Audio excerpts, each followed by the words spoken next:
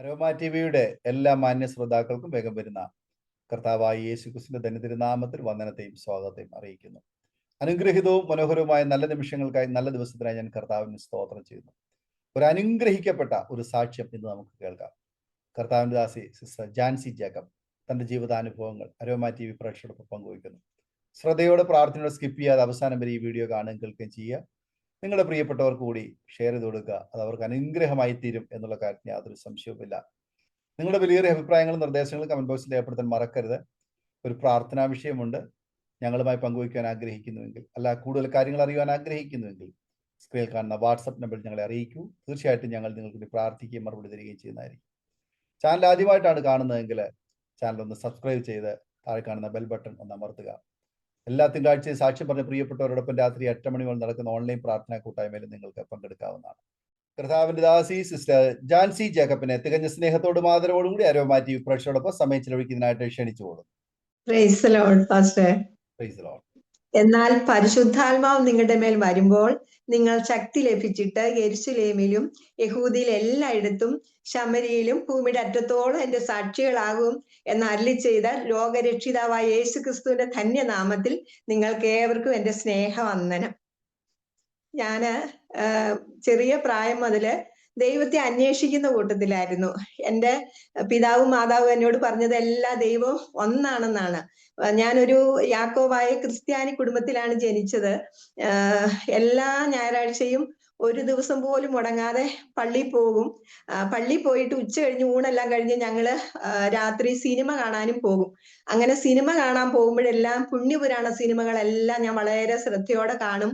ചിലപ്പോൾ 2-3 പ്രാവശ്യമൊക്കെ ഞാൻ ആ സിനിമ കാണും. ഭക്ത ഉജേല, അയ്യപ്പനും ശ്രീ അയ്യപ്പനും വാവരും, ദശാവതാരം, ചോറ്റാനിക്കര അമ്മ, അങ്ങനെയുള്ള പുണ്യപുരാണ ഭക്ത കുചേല, ഇങ്ങനെയുള്ള പുണ്യപുരാണ സിനിമകളെല്ലാം, ശ്രീനാരായണ ഗുരു, ഇങ്ങനെയുള്ള എല്ലാ സിനിമകളും ഞാൻ കാണും.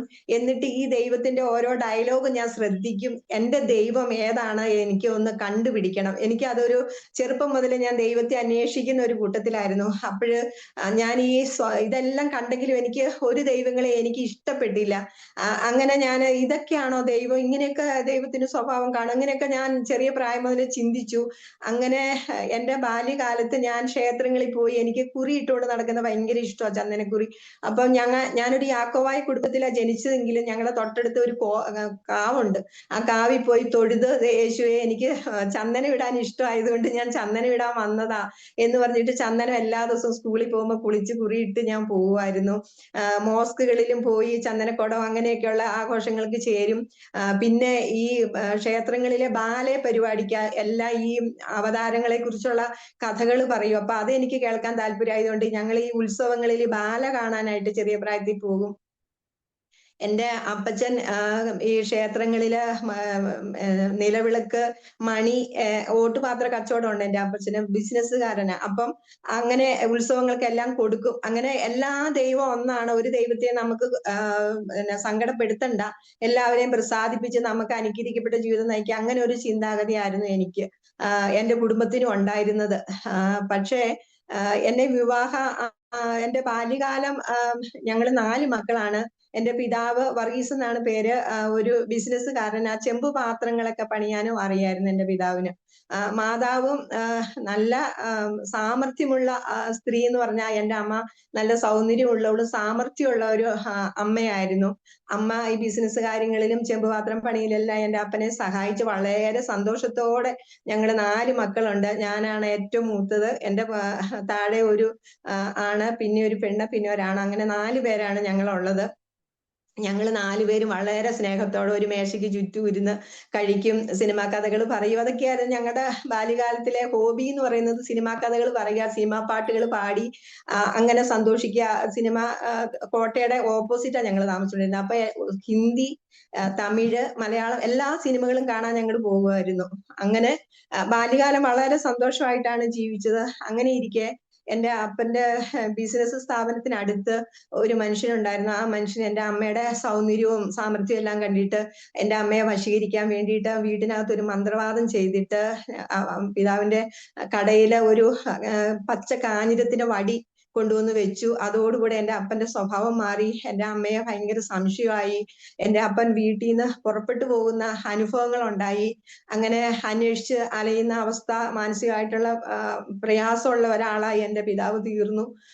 അങ്ങനെ എൻ്റെ അമ്മ വളരെ വിഷമിച്ചു. ഉപവാസത്തോടും കണ്ണുനീരോടും അപ്പം പോയി കഴിയുമ്പം കാത്തിരിക്കുന്ന നല്ലൊരു ഭാര്യയായിരുന്നു. അങ്ങനെ പക്ഷെ ഞങ്ങൾക്ക് എവിടെയാ പ്രാർത്ഥിച്ചാൽ സൗഖ്യം കിട്ടുന്നൊന്നും യാക്കോബക്കാര ഞങ്ങൾക്ക് അറിയില്ലായിരുന്നു. അങ്ങനെയുള്ള പ്രാർത്ഥിക്കുന്ന ആരും ഞങ്ങളുടെ ദേശത്ത് ഇല്ലായിരുന്നു. അങ്ങനെ എൻ്റെ പിതാവിനെ നമ്പൂതിരിമാരുടെ അടുക്ക പോയി അവിടുന്ന് നെയ്യോ അതൊക്കെ അമ്മ ഇങ്ങനെ കൊടുക്കുമായിരുന്നു. അങ്ങനെയൊക്കെ കൊടുത്ത് കുറച്ച് നാൾ കഴിഞ്ഞപ്പോൾ എൻ്റെ പിതാവിന് സമനില വീണ്ടെടുത്തു. ഹോസ്പിറ്റലിൽ കൊണ്ടുപോയി കാണിച്ചു, ഗുളികയൊക്കെ കൊടുത്ത് സമനില വീണ്ടെടുത്തു.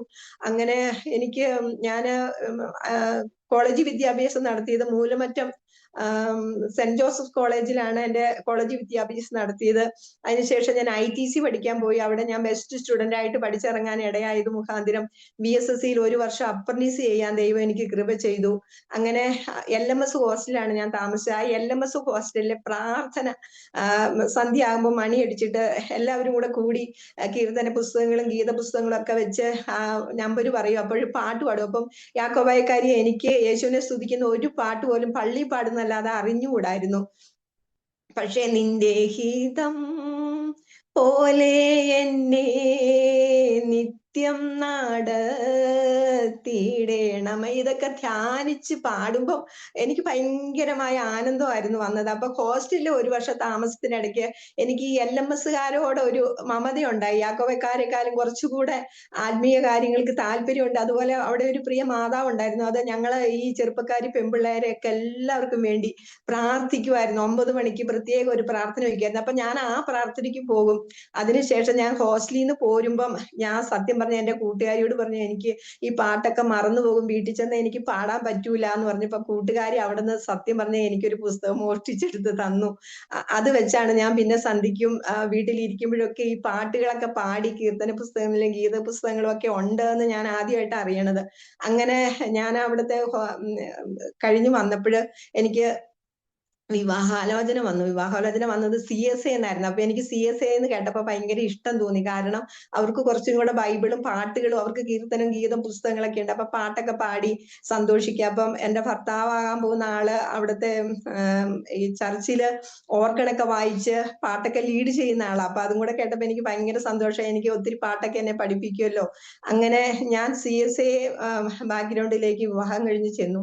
അവിടെ ചെന്ന് കഴിയുമ്പോഴാണ് എൻ്റെ CSA ആ ഭവനത്തിലാണ് ഞാൻ ആദ്യമായിട്ട് പുതിയ നിയമം പഴയ നിയമം കൂടെ ഉള്ള ഒരു ബൈബിള് വിശ്വാസികളായവർക്ക് വായിച്ച് അതനുസരിച്ച് ജീവിക്കാൻ വേണ്ടി ദൈവം എഴുതി വെച്ച പുസ്തകമാണെന്ന് എനിക്ക് മനസ്സിലായത്.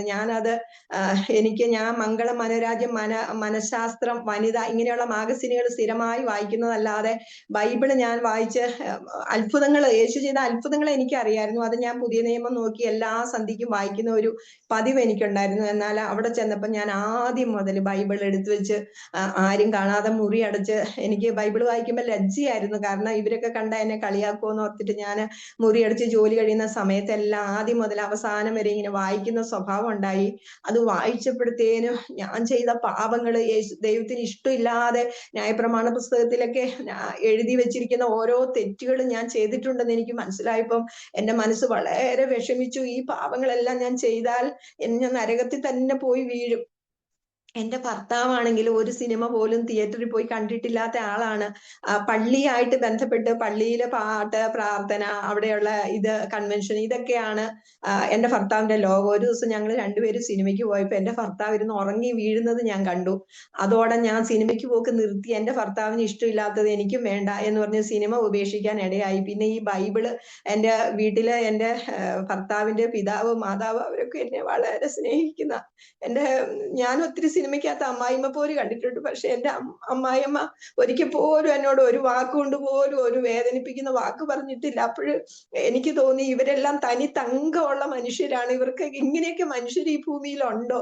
നിനക്ക് എത്ര സ്വർണ്ണമുണ്ട്, ആ സ്വർണം തൂക്കി നോക്കണം, നിനക്ക് ഇത്ര സ്ത്രീധനം വേണം, ഒന്നും എന്നോട് ചോദിച്ചില്ല. അപ്പം ഇവര് തനിത്തങ്കമായത് ഇവര് യേശുവിനെ സ്നേഹിക്കുന്നത് കൊണ്ടായിരിക്കും, ഇവര് ഈ പള്ളിയായിട്ട് ബന്ധപ്പെട്ട് കളങ്കമൊന്നും ഇല്ലാതെ ജീവിക്കുന്നത് കൊണ്ടാ. അപ്പം ഞാൻ വിചാരിച്ചു, ഞാൻ പ്ലേറ്റ് ചെയ്ത ചെമ്പ് പാത്രമാണ്, എനിക്ക് ഒരു വിലയും ഇല്ല, എനിക്ക് പാടാൻ അറിയില്ല, പ്രാർത്ഥിക്കാൻ അറിയില്ല. അപ്പൊ സന്ധ്യക്ക് പിതാവ് ഞങ്ങളെല്ലാവരും ചേർത്തിരുത്തി പ്രാർത്ഥിക്കുമ്പം എനിക്കൊന്നും പ്രാർത്ഥിക്കാൻ അറിയില്ല. പാട്ടൊക്കെ പാടി കൈയൊക്കെ അടിച്ച് അങ്ങനെ സന്തോഷിക്കും സന്ധിക്ക്. പക്ഷേ ദൈവമേ, എനിക്ക് പ്രാർത്ഥിക്കാൻ അറിയില്ല, എനിക്ക് ഈ വീട്ടിൽ വരാൻ യോഗ്യതയില്ലായിരുന്നു എന്നൊക്കെ ഞാൻ പറഞ്ഞു ദൈവത്തോട് എന്റെ കുറ്റങ്ങൾ എപ്പോഴും ഏറ്റുപറയും. ഈ പുസ്തകങ്ങളൊക്കെ വായിച്ചപ്പോ ഞാൻ ചെയ്ത തെറ്റുകളെല്ലാം എനിക്ക് മനസ്സിലായപ്പോ ഞാൻ എന്റെ ഭർത്താവിന്റെ കാല് പിടിച്ചിട്ട് എന്നെ ഉപേക്ഷിക്കില്ലേ, ഞാൻ മഹാഭാവിയാണ്, എന്നെ ഉപേക്ഷിക്കില്ലേ എന്ന് പറഞ്ഞ് പലപ്പോഴും നിലവിളിക്കാറുണ്ടായിരുന്നു. അപ്പൊ എന്റെ ഭർത്താവ് ചോദിക്കും, നിനക്ക് എന്ത് പറ്റി, നീ എന്താണ് പാപി എന്ന് പറഞ്ഞു നടക്കുന്നതെന്ന്. പക്ഷെ ഈ ബൈബിള് വായിച്ചപ്പോഴ് ദൈവം എനിക്ക് കാണിച്ചു തന്നു. ഞാൻ കളരി ആശാന്റെ അടുത്ത് അക്ഷരം എഴുതാനായിട്ട് പഠിക്കാൻ പോയ സമയത്ത് ഞാൻ ചെയ്ത ഒരു തെറ്റാണ് ദൈവം എനിക്ക് ആദ്യമായിട്ട് കാണിച്ചു തന്നത്. ഒരു 4 വയസ്സ് കാണും, ഞാൻ കളരി ആശാന്റെ അടുത്ത് മണലിൽ എഴുതിയാണ് അക്ഷരങ്ങൾ പഠിച്ചത്. ആ സമയത്ത് എൻ്റെ അടുത്തിരുന്ന കുട്ടി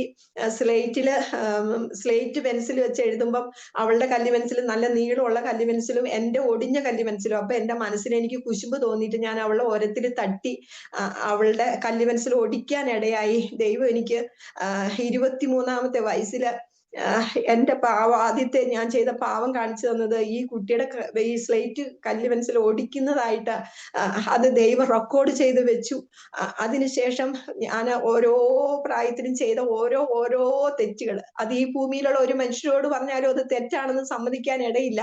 എനിക്ക് ദൈവം അത് കാണിച്ചു തന്നു. ഞാൻ അതെല്ലാം യേശുവേ എന്നോട് ക്ഷമിക്കണമേ, എനിക്ക് ബൈബിൾ വായിച്ച് എനിക്ക് ഇതൊന്നും അറിവില്ലാത്തതുകൊണ്ട് ഞാൻ അതൊക്കെ ചെയ്തതാ. എൻ്റെ അപ്പനോ അമ്മയോ എനിക്ക് ഇതൊന്നും തെറ്റാന്ന് പറഞ്ഞു തന്നിട്ടില്ല.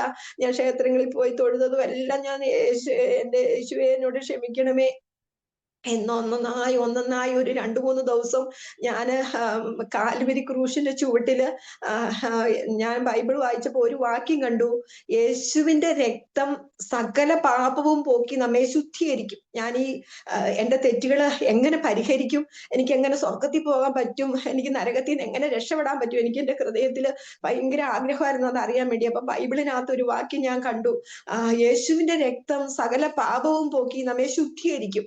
അപ്പോഴും ഞാൻ ഓർത്തു, 2000 വർഷം മുമ്പ് യേശു മരിച്ചു പോയി, ഇപ്പം യേശുവിന്റെ രക്തം എല്ലാം ഉണങ്ങിപ്പോയില്ലേ, പിന്നെ എങ്ങനെയാണ് എന്നെ രക്തം കൊണ്ട് കഴുകുന്നത്?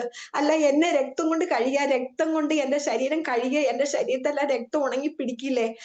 എല്ലാരും എന്നെ കണ്ട വെറുക്കില്ലേ? എനിക്കൊന്നും മനസ്സിലായില്ല. ബൈബിൾ വായിച്ചിട്ട് ഞാൻ ഈ വചനം ചിന്തിച്ചുകൊണ്ടിരുന്നു.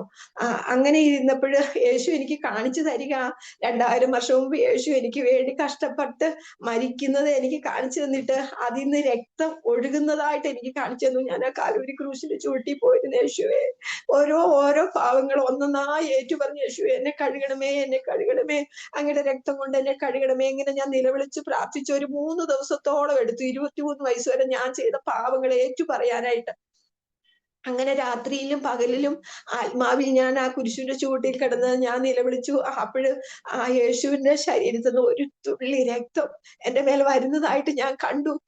അത് കണ്ടു കഴിഞ്ഞപ്പോ, യേശുവേ, ഞാൻ ഇന്നു മുതൽ അങ്ങയുടെ മകളായിട്ട് ജീവിച്ചുകൊള്ളാം, ഇനി മുതൽ ഞാൻ പാപം ചെയ്യാതെ എന്നെ തടയണമേ കർത്താവേ, എനിക്ക് അങ്ങയുടെ അടുക്കൽ എത്തണം എന്ന് പറഞ്ഞ് ഞാൻ പ്രാർത്ഥിച്ച സമയത്ത് എന്റെ ഹൃദയത്തില് വലിയ സന്തോഷം, വലിയ സമാധാനം, എന്താ എനിക്ക് പറഞ്ഞറിയിക്കാൻ കഴിയില്ല. ഈ ഭൂമിയിൽ ഇന്ന് വരെ ഞാൻ അനുഭവിക്കാത്ത സ്വർഗീയമായ ആനന്ദം കൊണ്ട് ഞാൻ നിറഞ്ഞു.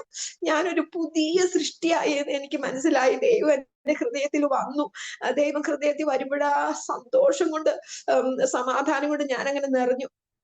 അങ്ങനെ ഞാൻ പിന്നെ എനിക്ക് സിനിമ കാണുന്നതല്ല താല്പര്യം, കൺവെൻഷൻ എവിടെയെങ്കിലും ഉണ്ടോ എന്ന് അന്വേഷിക്കും. കാരണം ഈ വചനങ്ങൾ പ്രസംഗിക്കുന്നത് എനിക്ക് കേട്ട് മനസ്സിലാക്കാൻ വേണ്ടിയിട്ട്, ഞാൻ ഇത് കേട്ട് മനസ്സിലാക്കാൻ വേണ്ടിയിട്ട് കൺവെൻഷനുകൾക്ക് പോകും.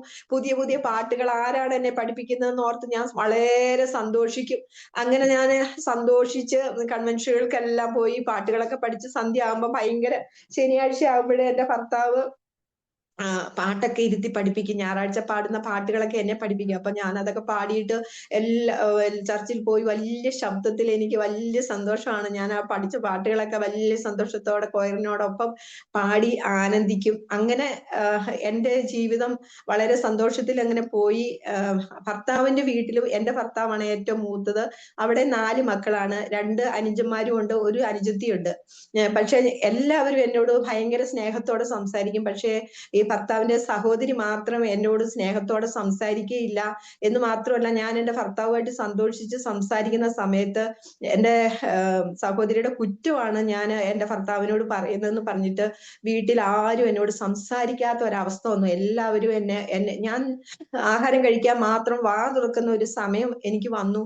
ആ സമയത്ത് ഞാൻ ബൈബിള് വായിച്ചിട്ട് സങ്കടങ്ങളെല്ലാം യേശുവിന്റെ അടുത്ത് പറഞ്ഞിട്ട്, യേശുവെ, ഞാൻ എന്ത് തെറ്റ് ചെയ്തിട്ടാണ് ഇവരാരും എൻ്റെ അടുത്ത് സംസാരിക്കാത്തത് എന്ന് പറഞ്ഞിട്ട് ഞാൻ അങ്ങനെ ജീവിക്കുമായിരുന്നു. ഒരു ദിവസം എൻ്റെ സഹോദരി എന്നോട് പറഞ്ഞു, എൻ്റെ ശവം ഞാൻ നിന്നെ തീറ്റിക്കുവടിയെന്ന്. ഞാനത് കേട്ട ആ വാക്ക് മുഖാന്തരം ഞാൻ മരിക്കാൻ ആഗ്രഹിച്ചു. കാരണം എൻ്റെ സഹോദരിക്ക് നല്ല വണ്ണം പൊക്കമുണ്ട്. അവളുടെ ശവശരീരം തിന്ന് ഞാൻ തീരുകയില്ല. ഞാൻ അത്രത്തോളം എൻ്റെ അനുജത്തിയെ പോലെ ഞാൻ ഈ സഹോദരിയെ സ്നേഹിച്ച് ഞാൻ അതുപോലെ എനിക്ക് നല്ലൊരു ഭർത്താവിനെ ദൈവം തന്നു. ഈ അമ്മയാണ് എൻ്റെ ഭർത്താവിനെ ഇത്ര നല്ല സൽസ്വഭാവത്തിൽ ഒരു സിനിമ പോലും കാണുന്നത് പാവമാണെന്ന് പറഞ്ഞ് മനസ്സിലാക്കി വളർത്തിയെന്ന് പറഞ്ഞ് എൻ്റെ അമ്മയെക്കാളും ഞാൻ എൻ്റെ ഭർത്താവിന്റെ അമ്മയെ വളരെ സ്നേഹിച്ചു. ഒരു ജോലി പോലും അമ്മ ചെയ്യിക്കാതെ ഞാൻ മാക്സിമം അമ്മയ്ക്ക് വേണ്ടി താങ്ങായി തണലായി നിന്ന് ഞാൻ ഈ കുടുംബത്തെ വളരെ സ്നേഹിച്ചു. ശരിക്കും പറഞ്ഞാൽ ഏതേൻ തോട്ടത്തില് ആദാമും ഹൗവയും എങ്ങനെ സന്തോഷിച്ചു, അതുപോലെ ഞാൻ എൻ്റെ ഭർത്താവിന്റെ വീട്ടില് ഞാനും എൻ്റെ ഭർത്താവും ആ കുടുംബമായിട്ട് സന്തോഷിച്ച് ഞങ്ങൾ ജീവിച്ചു. പക്ഷെ എൻ്റെ ഭർത്താവിന് എൻ്റെ മൂത്ത മകനെ പ്രസവിച്ചു 90 ദിവസമായപ്പം തിരുവനന്തപുരത്ത് ഹിന്ദുസ്ഥാൻ ലാറ്റക്സ് കമ്പനിയില് സൂപ്പർവൈസറായിട്ട് ജോലി കിട്ടാനിടയായി. അങ്ങനെ തിരുവനന്തപുരത്തോട്ട് എൻ്റെ ഭർത്താവ് വന്നു. അതോടെ എനിക്ക് ഭർത്താവുമായിട്ടുള്ള ഇത് പോയി. അതിനു മുമ്പ് എൻ്റെ ഭർത്താവിന് സ്കൂളിൽ ക്ലർക്കായിട്ട് ജോലിയായിരുന്നു. അപ്പോഴും വീട്ടിൽ വന്ന് ഉച്ചയ്ക്ക് ഭക്ഷണം കഴിക്കും. ഞങ്ങൾ എപ്പോഴും സന്തോഷത്തോടെ ഒരുമിച്ചിരിക്കും. പക്ഷേ തിരുവനന്തപുരത്തോട്ട് പോയതോടുകൂടെ എനിക്ക് ഭയങ്കര ഏകാന്തത അനുഭവപ്പെട്ടു. വീട്ടിൽ ആരും സംസാരിക്കാതായി. ഞാൻ യേശുവിനോട് മാത്രം എൻ്റെ സങ്കടങ്ങൾ പറയുന്ന ഒരവസ്ഥ വന്നു.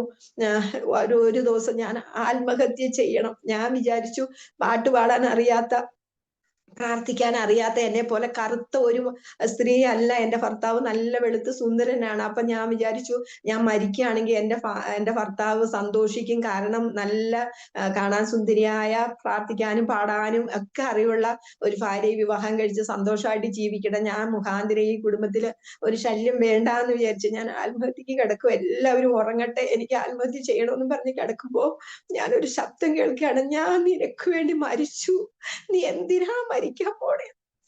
ഞാൻ മരിക്കുന്ന കാര്യം ഒറ്റയൊരു മനുഷ്യനോട് ഞാൻ പറഞ്ഞിട്ടില്ല. എൻ്റെ ഹൃദയത്തില് തോന്നിയ തോന്നലാണ്. പക്ഷേ ഈ കേട്ട ശബ്ദത്തില് ഞാൻ നിനക്ക് വേണ്ടി മരിച്ചു. ഞാൻ അവിടെ കിടന്നുകൊണ്ട് കണ്ട സിനിമകളെല്ലാം ചിന്തിച്ചു, ഏത് ദൈവമാണ് എനിക്ക് വേണ്ടി മരിച്ചത്? എനിക്ക് നോക്കുമ്പം എല്ലാ ദൈവങ്ങളുടെ കയ്യിൽ ആയുധമുണ്ട്. അവരുടെ അടുക്കല് പാപം ചെയ്ത് വന്നവരെ എല്ലാവരും കൊന്നു കളയുന്നതാണ് ഞാൻ കാണുന്നത്. അപ്പോഴും ഞാൻ അവിടെ കിടന്ന് ചിന്തിച്ചു, ദൈവമേ, എല്ലാവരെയും കൊന്നു കളയാണല്ലോ, പാപം ചെയ്ത് എല്ലാവരെയും കൊന്നു കളയാണല്ലോ, പിന്നെ എനിക്ക് വേണ്ടി മരിച്ച ദൈവം അതിലാണ്. അപ്പോഴാണ് ദൈവം എനിക്ക് ഓർമ്മപ്പെടുത്തി. ഞാൻ 3-ാം ക്ലാസ്സിൽ സ്കൂളിൽ പഠിക്കുന്ന സമയത്ത് അവിടെ ജീസസ് സിനിമയുടെ ഫിലിം പ്രദർശനം നടത്തിയിരുന്നു. അന്ന് യേശു കുരിശിൽ മരിക്കുന്നതും ദാരുണമായിട്ട് രക്തം ഒഴുക്കുന്നതൊക്കെ കണ്ട് ഞാൻ വിട്ട് അവിടെ ഇരുന്ന് കരഞ്ഞായിരുന്നു. ഞാൻ ആ രംഗം ദൈവം എനിക്ക് ഓർമ്മപ്പെടുത്തപ്പോ ഞാൻ പറഞ്ഞു, പിന്നെ നീ മരിച്ചിട്ട് ഇപ്പൊ എനിക്കെന്താ ഗുണം? എനിക്കിവിടെ ഒരു മനുഷ്യൻ പോലും സ്നേഹത്തോടെ സംസാരിക്കാനോ ഊത്തു നോക്കാനോ ഇല്ലല്ലോ. പിന്നെ നീ മരിച്ചെന്ന് പറഞ്ഞാൽ ഞാൻ വിശ്വസിക്കില്ല. ഞാൻ പറഞ്ഞു, ഞാനിതൊന്നും വിശ്വസിക്കില്ല. കുറെ കെട്ടുകഥകൾ എഴുതി വെച്ചിട്ട് മനുഷ്യന് കുറെ കഷ്ടപ്പാടും ദുരിതവും മാത്രം തരുന്ന കുറെ ദൈവങ്ങളും ഉണ്ട്. ഞാൻ ഇതൊന്നും വിശ്വസിക്കില്ല എന്ന് പറഞ്ഞു. ഞാൻ എന്നിട്ട് ഇങ്ങനെ പറഞ്ഞു, ദൈവമേ, നീ എനിക്ക് വേണ്ടി മരിച്ച ദൈവമാണെങ്കിൽ ചുണയുണ്ടെങ്കിൽ എന്നെ 3 ദിവസത്തിനകം എൻ്റെ ഭർത്താവിന്റെ അടുത്തോട്ട് പോകും എന്ന് എനിക്കൊരു തെളിവ് തരാൻ കഴിയുമെങ്കിൽ ഞാൻ മരിക്കില്ല എന്ന് പറഞ്ഞു. എന്നിട്ട് ഞാൻ ഇത് കേട്ടിട്ട് ഞാൻ വീണ്ടും ഇങ്ങനെ മരണത്തെ കുറിച്ച് ചിന്തിച്ചുകൊണ്ട് കിടക്കുമ്പോ വീണ്ടും ഞാൻ ഒരു ശരീരം പോലെ ശബ്ദം കേട്ടു, ആത്മഹത്യ ചെയ്താല് അനാഥപ്രേതമായി അലഞ്ഞു തിരിഞ്ഞു നടക്കേണ്ടി വരുമെന്ന്. അപ്പോഴും ഞാൻ സിനിമയിലൊക്കെ കണ്ടിട്ടുണ്ട്, ഈ പെണ്ണുങ്ങളൊക്കെ സ്നേഹമില്ലാതെയൊക്കെ വരുമ്പം ആത്മഹത്യ, വിഷം കഴിച്ച് ആത്മഹത്യ ചെയ്തിട്ട് വെള്ള സാരിയൊക്കെ ചുറ്റി മുടിയെല്ലാം നീട്ടി ഇട്ട് പ്രേതമായിട്ട് അലഞ്ഞു തിരിഞ്ഞ് നടക്കുന്നത് അവരെ കാണുമ്പോൾ ആൾക്കാർ പേടിച്ചു പോയി കുളത്തിൽ ചാടി അങ്ങനെയൊക്കെ മരണപ്പെടുന്ന അവസ്ഥ, ചിലര് ഭ്രാന്തായി തീരുന്ന അവസ്ഥ, അങ്ങനെയൊക്കെ ഞാൻ സിനിമ കണ്ടിട്ടുണ്ട്. അപ്പൊ ഞാൻ ഓർത്തു, ദൈവമേ, ഞാൻ ആത്മഹത്യ ചെയ്താല് എനിക്കും ഒരു സ്വസ്ഥത കിട്ടൂല, ഞാൻ അലഞ്ഞു തിരിഞ്ഞ് നടക്കേണ്ടി വരും എന്ന് പറഞ്ഞപ്പോ ഞാൻ ഭയപ്പെട്ടു പോയി. ഞാൻ ജീവിതത്തിൽ ആദ്യമായിട്ട് ഒരു മനുഷ്യൻ മരിച്ചു കഴിഞ്ഞാൽ സ്വസ്ഥമായിട്ട് ഒരു സ്ഥലത്ത് പോയി ഇരിക്കണമെങ്കിൽ എന്ത് ചെയ്യണമെന്ന് എന്റെ ജീവിതത്തിൽ 23-ാമത്തെ വയസ്സിൽ ഞാൻ ചിന്തിച്ചു. അപ്പോഴ് ഞാൻ അങ്ങനെ ചിന്തിച്ച് ഞാൻ അങ്ങ് ഉറങ്ങിപ്പോയി. ആത്മഹത്യ ചെയ്യാൻ എനിക്ക് കഴിഞ്ഞില്ല. പക്ഷെ നേരമെടുത്ത് എനിക്ക് ബോധം വന്നപ്പോ ഞാൻ ദൈവത്തോട് പറഞ്ഞു, ഞാൻ ആത്മഹത്യ ചെയ്താലല്ലേ അനാഥപ്രേതം ആയോളൂ, എനിക്ക് വേണ്ടി മരിച്ച ഒരു ദൈവം ഉണ്ടെങ്കിൽ ആ ദൈവം എന്നോട് ഇടപെടുന്നത് വരെ ഞാൻ ഇനി മുതൽ പച്ചവെള്ളം കുടിക്കൂല, ഞാൻ ഒരാഹാരവും കഴിക്കൂല എന്ന് നിശ്ചയിച്ചു. ദൈവത്തിന് ഞാൻ സമയം കൊടുത്തു. ഞാൻ ശരീരത്തിൽ നിന്ന് എന്റെ പ്രാണം പോകുന്നത് വരെ ഞാൻ ആഹാരം കഴിക്കുകയോ വെള്ളം കുടിക്കുകയോ ചെയ്യാതെ ഇരിക്കുമ്പോൾ എന്നോട് സ്നേഹമുള്ള ദൈവമാണെങ്കിൽ എന്നെ രക്ഷിക്കാൻ എന്തെങ്കിലും വഴി തുറക്കും എന്ന് വിചാരിച്ച് ഞാൻ 1 ദിവസമായി, 2 ദിവസമായി, 3 ദിവസമായി ഞാൻ ഒരു തുള്ളി വെള്ളം കുടിക്കാതെ ഞാൻ ആ വീട്ടിലിരുന്നു. എന്റെ പിതാവും മാതാവും ഒക്കെ വന്ന് എന്നെ ഒത്തിരി വഴക്ക് പറഞ്ഞു. ഭർത്താവ് വരുമ്പോ ഞങ്ങൾ എന്തു പറയും, നീ ഇപ്പോഴേ തന്നെ ക്ഷീണിച്ച് ഇങ്ങനെ ഇരിക്കുക, അതിന്റെ കൂടെ നീ ആഹാരം കഴിക്കാതിരുന്നാൽ ഞങ്ങൾ എന്താ അവനോട് സമാധാനം പറയും, നാട്ടുകാരോട് എന്തു പറയും എന്നൊക്കെ പറഞ്ഞ് ആഹാരം കഴിക്കാൻ നിർബന്ധിച്ചു. പക്ഷെ ഞാൻ കഴിച്ചില്ല. പക്ഷെ 3-ാം ദിവസം എന്റെ ദൈവം ജീവനോടെ ഉണ്ടെന്നും എന്നെ സ്നേഹിക്കുന്നുണ്ടെന്നും തെളിവായിട്ട് വിക്രം സാരാഭായ് സ്പേസ് സെന്ററിൽ നിന്ന് എനിക്ക് തിരുവനന്തപുരത്ത് ജോലിക്ക് വേണ്ടി ഒരു ഇന്റർവ്യൂ കാർഡ് എന്റെ ദൈവം രജിസ്റ്റേർഡ് ആയിട്ട് അയപ്പിച്ചു. ഞാനത് ഒപ്പിട്ട് മേടിക്കുമ്പോൾ എന്റെ 2 സംശയങ്ങളെ ദൈവം മാറ്റി തന്നു. ഒന്ന്, എനിക്ക് വേണ്ടി മരിച്ച എന്റെ യേശു എന്നെ സ്നേഹിക്കുന്നുണ്ടെന്നും ഞാൻ ആത്മഹത്യ ചെയ്ത് നശിച്ചു പോകരുതെന്നും ദൈവം ആഗ്രഹിച്ച് ഞാൻ മരിക്കാൻ തീരുമാനിച്ച അന്ന് തന്നെ എനിക്ക് ലെറ്റർ അയപ്പിച്ചു. അത് 3 ദിവസം വേണം. ഇടുക്കി ഡിസ്ട്രിക്റ്റിലാണ് എന്റെ ഭർത്താവിന്റെ വീട്, മൂലമറ്റത്താണ് ഞങ്ങൾ താമസിക്കുന്നത്. അവിടെ വരണമെങ്കിൽ 3 ദിവസത്തെ താമസം ഉണ്ട്. അപ്പോൾ ദൈവം എന്നെ തടുത്തു. ഞാൻ ആത്മഹത്യ ചെയ്തിരുന്നെങ്കിൽ 3-ാം ദിവസം എന്റെ ജഡം മണ്ണിൽ അഴുകി തുടങ്ങിയേനെ. എന്നാൽ എന്റെ ദൈവം ആ 3-ാം ദിവസം എന്റെ അടുത്ത് ഈ ലെറ്റർ അയപ്പിച്ചു. അപ്പോൾ ഞാൻ ബൈബിൾ വായിച്ചപ്പം ഒരു കാര്യം ഞാൻ അതിനകത്ത് കണ്ടു, പാപിയുടെ പ്രാർത്ഥന ദൈവം കേൾക്കുന്നില്ല. അപ്പൊ ഞാൻ പാപി ആയതുകൊണ്ടാണ് ദൈവം എന്റെ പ്രാർത്ഥന കേൾക്കാത്തത്. ഞാൻ ഏറ്റു പറഞ്ഞിട്ടൊന്നും എന്റെ പാപമൊന്നും ദൈവം ക്ഷമിച്ചു കാണൂല, വെറുതെ ഒന്ന് ഏറ്റു പറഞ്ഞെന്ന് പറഞ്ഞുകൊണ്ട് ഈ കണ്ട പാപം മുഴുവനും ദൈവം ക്ഷമിക്കുവോ എന്നൊക്കെ, പ്രായശ്ചിത്തമൊക്കെ എന്തെങ്കിലുമൊക്കെ ചെയ്യണ്ടേ എന്നൊക്കെ, അങ്ങനെ ആയിരിക്കും എന്റെ പ്രാർത്ഥന കേൾക്കാത്തെന്ന് ചിന്തിച്ചു. എന്നാൽ ഞാൻ പാപിയല്ല എന്നുള്ളൊരു ബോധ്യം എനിക്ക് കിട്ടി. എനിക്ക് തിരുവനന്തപുരത്തോട്ട് പോകാൻ വഴി തുറന്ന ദൈവത്തെ ഞാൻ എന്റെ ക്ഷീണമെല്ലാം മറന്ന് ചാടി തുള്ളി ഒരു കൊച്ചു കുഞ്ഞിനെ പോലെ വീട്ടിലെല്ലാം ഓടി നടന്ന്, യേശു എന്റെ അപ്പനാണ്, യേശു എന്റെ പിതാവാണ്, എന്നെ വളരെ സ്നേഹിക്കുന്നുണ്ടെന്ന് എനിക്ക് മനസ്സിലായപ്പോ എനിക്കൊരു പുതിയ ഹൃദയം കിട്ടിയതുപോലെ ഇനി എന്റെ അപ്പനെയോ അമ്മയെയോ ഈ ഭൂമിയിലുള്ള ഒരു മനുഷ്യരെയോ എന്റെ ആവശ്യത്തിന് വേണ്ടി ഞാൻ ആശ്രയിക്കില്ല. എന്റെ പിതാവായ ഈ ദൈവത്തോട് ഞാൻ എന്റെ സങ്കടങ്ങൾ പറഞ്ഞ് പ്രാർത്ഥിക്കും. എന്റെ ദൈവം എനിക്ക് എല്ലാ പ്രാർത്ഥനയ്ക്കും മറുപടി തരും എന്നുള്ള ഉത്തമ വിശ്വാസം എനിക്കുണ്ടായി. അങ്ങനെ ഞാനൊരു പുതിയ സ്ത്രീയായിട്ട് എന്റെ പിതാവായ ദൈവത്തിന്റെ കൈപിടിച്ചാണ് തിരുവനന്തപുരത്തേക്ക് വന്നത്. പക്ഷെ ഈ ദൈവത്തെ കണ്ടുമുട്ടി അന്ന് മുതൽ എനിക്ക് ജോലി കിട്ടണമെന്നോ ശമ്പളം മേടിക്കണമെന്നല്ല എനിക്ക് ആഗ്രഹം. ഈ ദൈവത്തെ ഞാൻ അന്വേഷിച്ച് ചെറുപ്പം പോലെ നടന്ന ഈ ദൈവത്തെ, എന്നെ സ്നേഹിക്കുന്ന ദൈവത്തെ, എനിക്ക് വേണ്ടി കുരിശില് പിടഞ്ഞു മരിച്ച ദൈവത്തെ, എന്റെ കഷ്ടതയിൽ എന്റെ അടുത്ത് വന്ന് എന്നോട് സംസാരിച്ച ദൈവത്തിന്റെ സ്നേഹത്തെ ഈ ലോകം മുഴുവനും ഉള്ള മനുഷ്യരോട് ഓടി നടന്ന് പറഞ്ഞ് അവർക്ക് ബോധ്യം വരുത്തണം. യേശുക്രിസ്തു അല്ലാതെ ഒരു ദൈവമില്ല, യേശുക്രിസ്തു അല്ലാതെ രക്തമൊഴുക്കി പ്രായശ്ചിത്ത് നിനക്ക് വേണ്ടി, രക്ഷയ്ക്ക് വേണ്ടി, നിത്യജീവന് വേണ്ടി പ്രായശ്ചിത്തം ചെയ്ത ഒരു ദൈവമില്ല എന്ന് ലോകം മുഴുവനും നടന്ന് പറയണമെന്ന് ആഗ്രഹിച്ചു. അങ്ങനെ ഇരുന്നപ്പോഴാണ് ഞാൻ ഈ ആരോമ ടിവിയില് എനിക്ക് ഒത്തിരി സങ്കടം വന്നപ്പോ ഞാൻ ഒരു ദിവസം ഈ യൂട്യൂബ് ഓൺ ചെയ്തപ്പോഴേ ഈ പാട്ട് കേട്ടു. സാരമില്ല ഈ സങ്കടങ്ങൾ മാറിപ്പോകും ഈ വേദനകൾ. ഈ പാട്ട് എന്റെ ഹൃദയത്തെ ഒത്തിരി സ്പർശിച്ചു. ഈ അമ്മച്ചിയെ കുറിച്ച് എനിക്ക് കൂടുതൽ അറിയണമെന്ന് ആഗ്രഹം തോന്നിയിട്ട് ഞാൻ യൂട്യൂബിൽ അന്വേഷിച്ചു. അപ്പം എനിക്കൊരു സ്വഭാവമുണ്ട്. ഞാനൊരു മെഗാഫോൺ വാങ്ങിച്ചിട്ട് ജംഗ്ഷനുകളിൽ പോയി, തിരുവനന്തപുരത്തുള്ള പല ജംഗ്ഷനുകളിലും പോയി നിന്ന്, മെഡിക്കൽ കോളേജിന്റെ ഫ്രണ്ടിലൊക്കെ നിന്ന്, യേശു ക്രിസ്തുവാണ് ദൈവം, യേശു ക്രിസ്തു ലോക രക്ഷിതാവാണ്, യേശു ക്രിസ്തു സകല രോഗങ്ങളെ സൗഖ്യമാക്കും എന്നൊക്കെ ഞാൻ എൻ്റെ അറിവും വെച്ച്, എൻ്റെ അനുഭവം വെച്ച് ഞാൻ പറയുമായിരുന്നു. അതുപോലെ ഈ അമ്മച്ചി ജംഗ്ഷൻ തോറും പ്രസംഗിക്കുന്ന അമ്മച്ചിയാന്ന് പറഞ്ഞപ്പോ എനിക്ക് അമ്മച്ചിയുടെ അടുത്ത് ഭയങ്കര സ്നേഹം തോന്നി. 82 വയസ്സായ അമ്മച്ചി ഇപ്പോഴും മെഗാഫോൺ ചുമന്ന് നടന്ന് ഈ ജംഗ്ഷൻ തോറും പാടുകയും നന്നായിട്ട് പാടുകയും പ്രാർത്ഥിക്കുകയും ഈ സുവിശേഷം അറിയിക്കുകയും ഒക്കെ ചെയ്യുന്ന പറഞ്ഞപ്പോ ഈ അമ്മച്ചിയുടെ ജീവിത സാക്ഷ്യം എനിക്കൊന്ന് കേൾക്കണമെന്ന് വലിയ താല്പര്യം തോന്നി. അങ്ങനെ ഞാന് ഈ ഇത് ഓൺ ചെയ്തപ്പം ഈ ദൈവത്തോട് ഞാൻ ഇങ്ങനെ പ്രാർത്ഥിക്കുമ്പോൾ ദൈവം എനിക്ക് കേൾക്കേണ്ട വചനങ്ങളും കേൾക്കേണ്ട പാട്ടുകളും ഒക്കെ എനിക്ക് പെട്ടെന്ന് ഇതിനകത്ത് എനിക്ക് ഇതിനകത്ത് വലിയ പ്രാക്ടീസ് ഒന്നുമില്ല ഈ മൊബൈലിനകത്ത് കളിക്കാൻ. പക്ഷെ ദൈവം എനിക്ക് എടുത്തു തന്നു. അപ്പം ഞാൻ ഈ അമ്മച്ചിയുടെ സാക്ഷ്യം കേട്ടു. വെട്ടുകാടുപള്ളി പോയതും അവിടെ 7 മണിക്കൂറോളം മരിച്ചു കിടന്നതും, യേശുക്രിസ്തു ഞാൻ തന്നെയാണ് പുനരുത്ഥാനവും ജീവനും എന്ന് പറഞ്ഞിട്ട് ജീവനിലേക്ക് കൊണ്ടുവന്നതും, ആ ദൈവത്തിന്റെ സ്നേഹവും ശക്തിയും മഹത്വവും തേജസ്സും ഒക്കെ ഈ അമ്മച്ചിക്ക് നല്ല തെളിവായിട്ട് മനസ്സിലായിരുന്നു. അത് മുഖാന്തരമാണ് ഈ ജംഗ്ഷൻ തോറും നടന്ന് പ്രസംഗിക്കുന്നതെന്നൊക്കെ മനസ്സിലായപ്പം ഈ സാക്ഷ്യം കേട്ട് ഞാൻ ഇത് കഴിഞ്ഞപ്പം ദൈവമേ എന്റെ സാക്ഷ്യം എനിക്കൊന്ന് പറഞ്ഞിരുന്നെങ്കിൽ കൊള്ളായിരുന്നെന്ന് വിചാരിച്ച് ഞാൻ പ്രാർത്ഥിക്കുമായിരുന്നു ആ ദിവസങ്ങളിൽ. കർത്താവേ, എന്റെ സാക്ഷ്യം എനിക്ക് പറയാൻ ഒരു വഴി തുറന്ന് തരണേന്ന്. എനിക്ക് മരിക്കുന്നതിന് മുമ്പ് ലോകം മുഴുവനും എന്റെ യേശുവിന്റെ ഈ സ്നേഹമൊന്നും എനിക്ക് പറഞ്ഞിട്ട് എനിക്ക് മരിച്ചാൽ മതി എന്ന് പറഞ്ഞ് ഞാൻ പ്രാർത്ഥിക്കുന്ന ദിവസങ്ങളായിരുന്നു. അന്നേരം അതിന്റെ അടിയിൽ എഴുതി കാണിച്ചു, സാക്ഷ്യം പറയാൻ ആഗ്രഹിക്കുന്നവർക്ക് അരോമ ടിവിയിലുള്ള ഞങ്ങള് സഹായം ചെയ്യും, നിങ്ങൾ ഈ കാണുന്ന നമ്പറിൽ വിളിച്ചാൽ മതി എന്ന്. ഒരു നമ്പർ പോലും എന്റെ മനസ്സിൽ ഇരിക്കുന്നതല്ല. പക്ഷെ ഞാൻ ആ നമ്പർ എന്റെ ഹൃദയത്തിൽ പറഞ്ഞു പഠിച്ചിട്ട് തിരുവനന്തപുരത്ത് ഞങ്ങള് സെക്കന്ദരാബാദിൽ പോയി. എന്റെ മകന്റെ ഭാര്യ വീട് സെക്കന്ദരാബാദാണ്. അവിടെ പോയി അനുജത്തിയുടെ വിവാഹ ഉറപ്പീരും കഴിഞ്ഞ് ഞങ്ങൾ തിരിച്ചു വരുന്ന വഴിയായി ഇത് ഞാൻ കണ്ടതാ. ഞാൻ ബസ്സിലിരിക്കുമ്പം വെറുതെ ഇരുന്ന സമയത്ത് ഈ സാക്ഷ്യം കേൾക്കും. ഞാൻ പിറ്റേ ദിവസം രാവിലെ ഞാൻ ദാനിയൽ ജോൺ പാസ്റ്ററെ വിളിച്ചു.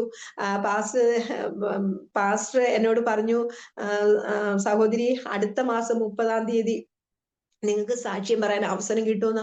അന്നു മുതൽ എല്ലാ ദിവസവും രാത്രിയിലും പകലിലും എനിക്ക് ഒരു പ്രാർത്ഥനയുള്ളൂ, ദൈവമേ എന്റെ സാക്ഷ്യം മുഖാന്തരം ഒരാളെങ്കിലും നരകത്തിൽ നിന്ന് രക്ഷപ്പെടണമേ, സത്യദൈവത്തെങ്കിലേക്ക് വരണമേ എന്ന് ഞാനും എന്റെ ഭർത്താവും കണ്ണുനീരോടെ രാത്രിയുടെ യാമങ്ങളിൽ എഴുന്നേറ്റിരുന്ന് ഞങ്ങൾ പ്രാർത്ഥിക്കുമായിരുന്നു.